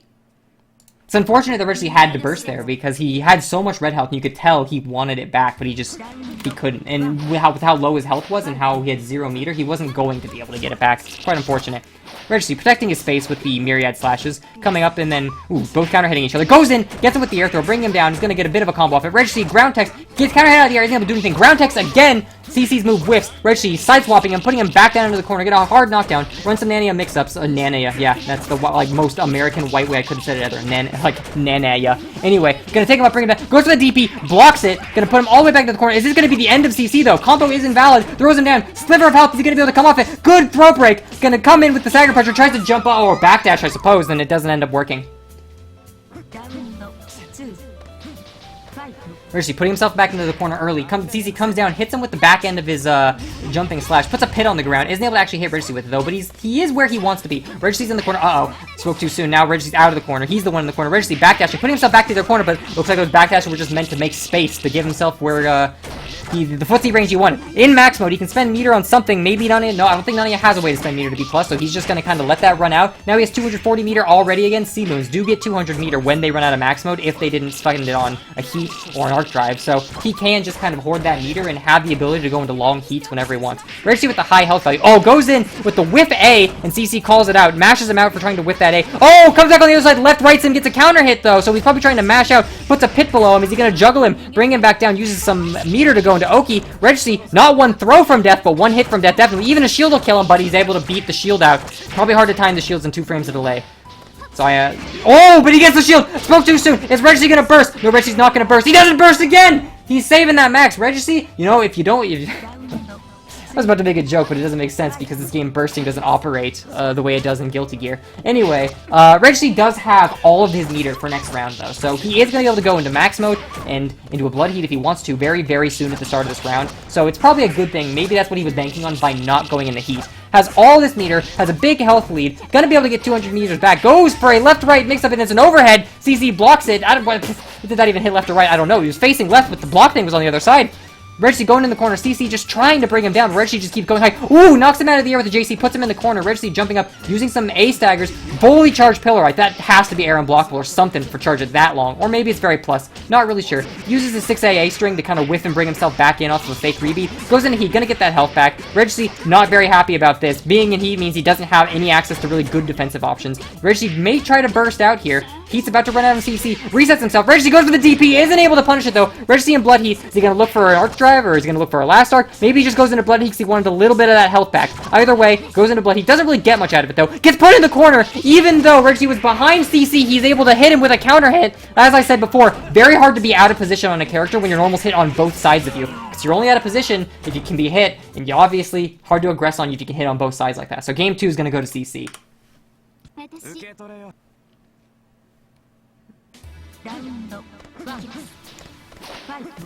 Final round, possibly. Match point. If CC wins this, that's going to be the tournament goes to Plucking Birds, Eika, and CC. So CC feeling the pressure a little bit. Playing back, Eika counter-hitting him, though, putting him down back into the corner. 2.7k, not a lot of damage, but it gets him where he needs to be. Using that basic A-stagger, going in, rebaiting, super jump. Ooh, looks like he was baiting a shield, but CC went for backdash instead. Didn't really get much off of it, even though he hit him. Gonna bring him up, doesn't take him back down. CC hits him with the counter hit, coming back down. Gonna get some big damage off of this. H-Aki's been getting a surprisingly good amount of damage for what she has. She's gonna go into heat off of any hit next. Yep, there we go. Get all that health back. Regeci does have a burst, but is he gonna use it? No, probably smart not to use it. Aki was so far away, it would have just been whiffed. Gonna waste that meter. CC doesn't really see the need to make it so Regeci doesn't have defensive options if Regeci can just burst out anyway. So, gonna fucking use that to get some Oki, bring him back up, take him back down. Regeci does have a lot of meter. Oh, but he gets hit by the ribbons. What was he trying to do? Match point, one more game. CC only needs one more game to win. No pressure. Goes for the shield. Regeci doesn't punish though. Swaps to the other side. Hits him with a two-way. Regeci probably trying to mash with his own two-way and just wasn't fast enough. Gonna bring him in. He gets hit by that again. And what is Regeci doing? Is he trying to shield it? Is he trying to DP it? He's missing the input. Who knows? But CC going into heat now. Doesn't have to worry about any kind of wake-up option because he'll just burst it out. Regeci does have a burst, but it's about to wear out. The CC's heat and the burst are gonna wear out at the same time. He goes into blood heat to knock him out, but he's not gonna get anything out of it. Regeci has no meter. He is not in a good position right now. No meter. No health. What is he gonna do? Oh, he has to play very safe. Goes in. He's building a little bit of meter back up. Okay, it looks like he's making the comeback. He's playing slow. He's on an F-moon, so he doesn't have the ability to charge meter to get a little bit of meter up for what he wants. CC doesn't really want to approach because with things how they are, one more hit's gonna do him in, and he doesn't want to give Regeci any more meter. Oh no! Regeci catching him with the counter hit on the way down. Regeci gonna get some Oki. He has meter now. He could try to heat and get some of that health back, but at the end of the day, is that what he's gonna go for? That's what he's gonna go for. Now CC's gonna need 2 really good hits to kill Regeci, not just one more hit anymore. He's able to shield Regeci, but he did go into heat, so it's not gonna end up finishing off. Regeci, oh, puts him in the corner. CC doesn't have a meterless DP. How's he gonna get out? He hits it with a JB. Regeci blocks it. It's so close. Next hit's gonna be anyone's game. Regeci going for the really, really delayed staggers. CC respecting a lot. He's very worried, and he gets him out on the reset. So that's gonna be tournament. The grand finals were played in like delay rather than rollback. But you know, that's the nature of things. Really well played.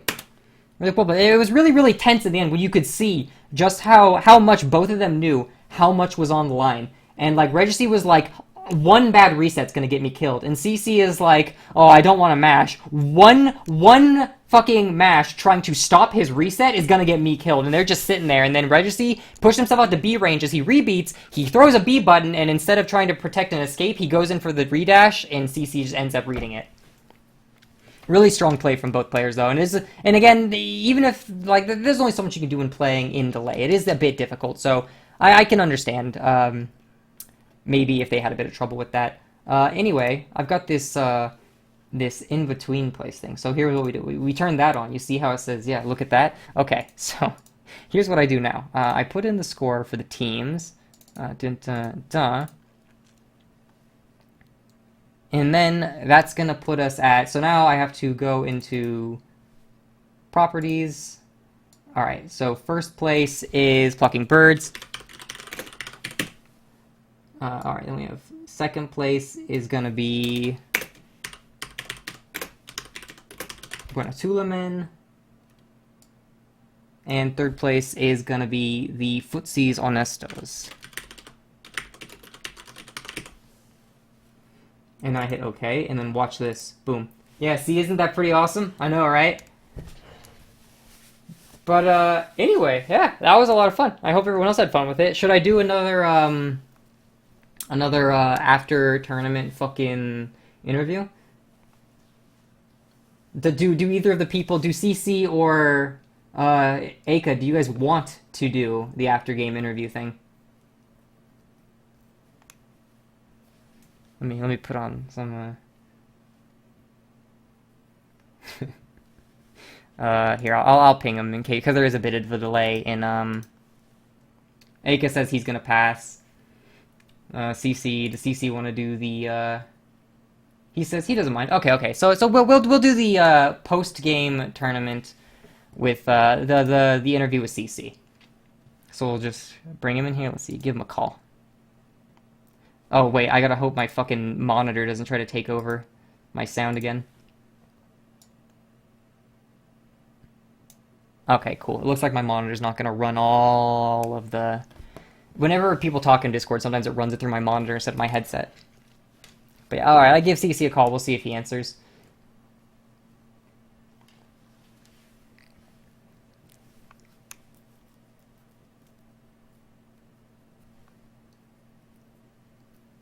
Oh man. Oh man, he's not picking up.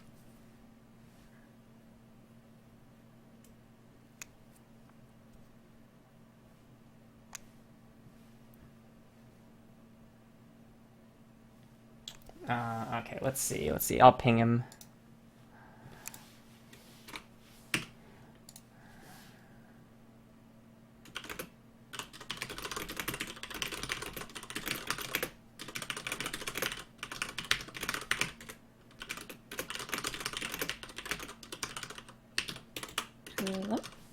Hello? Hi. All right. You can hear me? Yep. Excellent. Look at that. Awesome. Cool. So, first thing I gotta ask, where are you located if you're gonna get, like, a 68 ping to Regeci? Actually, I live in Israel. Oh, okay, so a lot further south. Okay, because a lot of people are like, oh, So, they're on the eastern end, and I'm like, then they should be fine. so it would be closer to Eastern Europe, I guess. Okay. Which is why our ping is so, like, but not in the high end. Okay, I didn't understandable. really feel it that much because it definitely is good, you know. I see, yeah. So you didn't really mind playing in 2 frames of delay? Not really. Oh It man, wasn't too noticeable. that shit drives me crazy. I hate delay.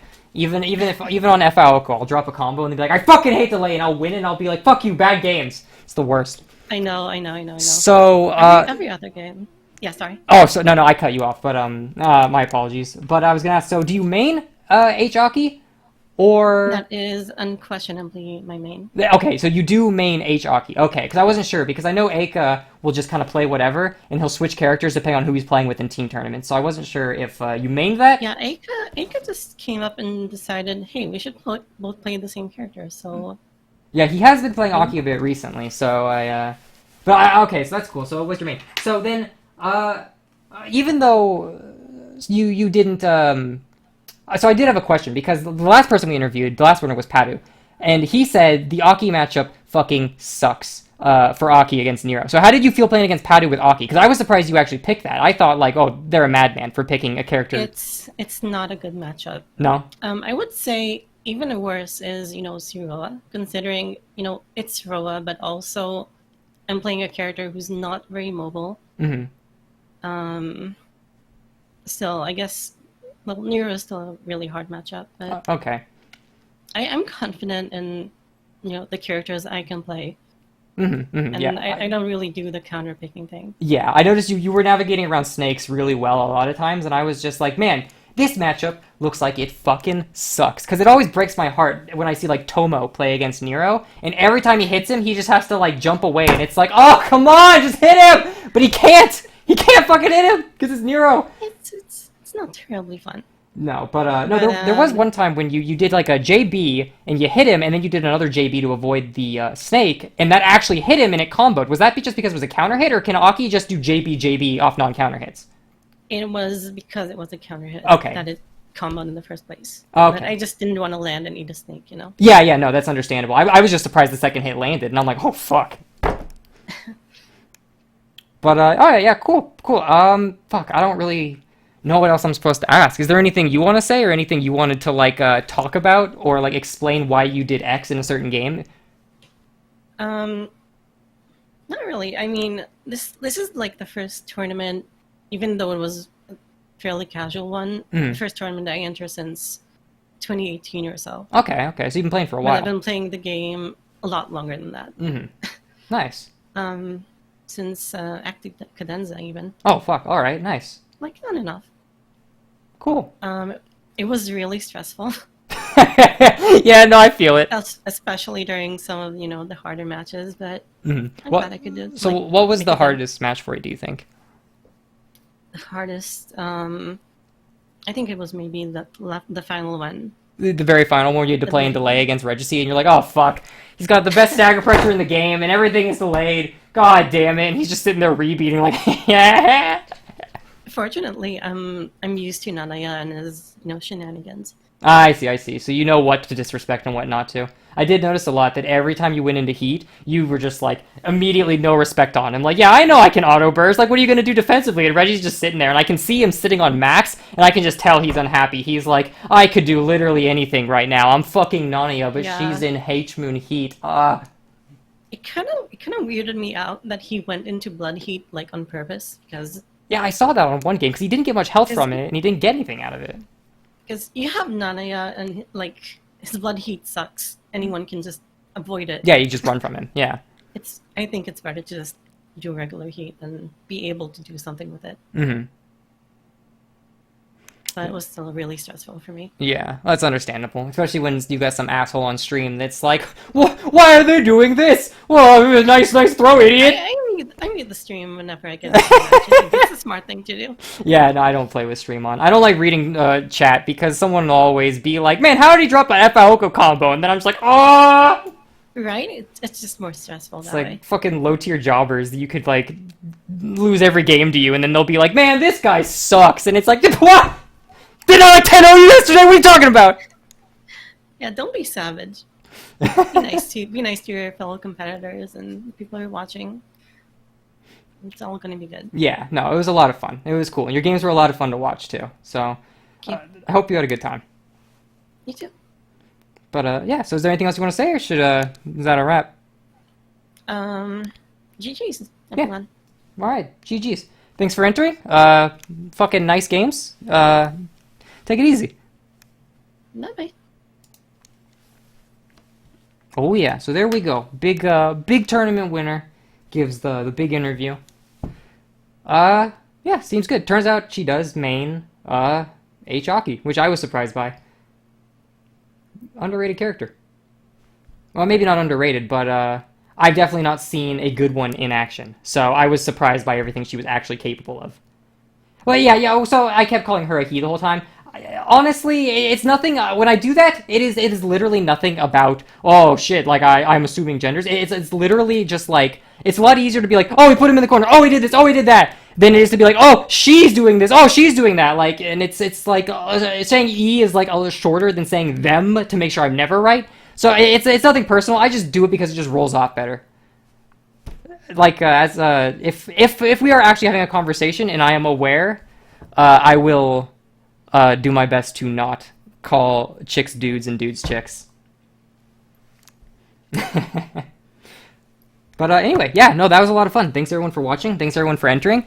Like I said, I'm not gonna do another one next week because Elios' tournament is next week. Elios, whatever.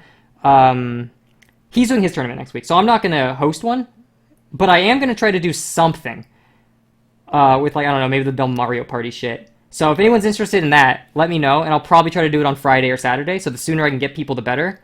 And yeah. And then another 2 weeks, I'll do another tournament on Saturday again. And I'll put up a poll seeing if you guys want team or solo. Yeah. And, you know, whole world works. So thanks for watching.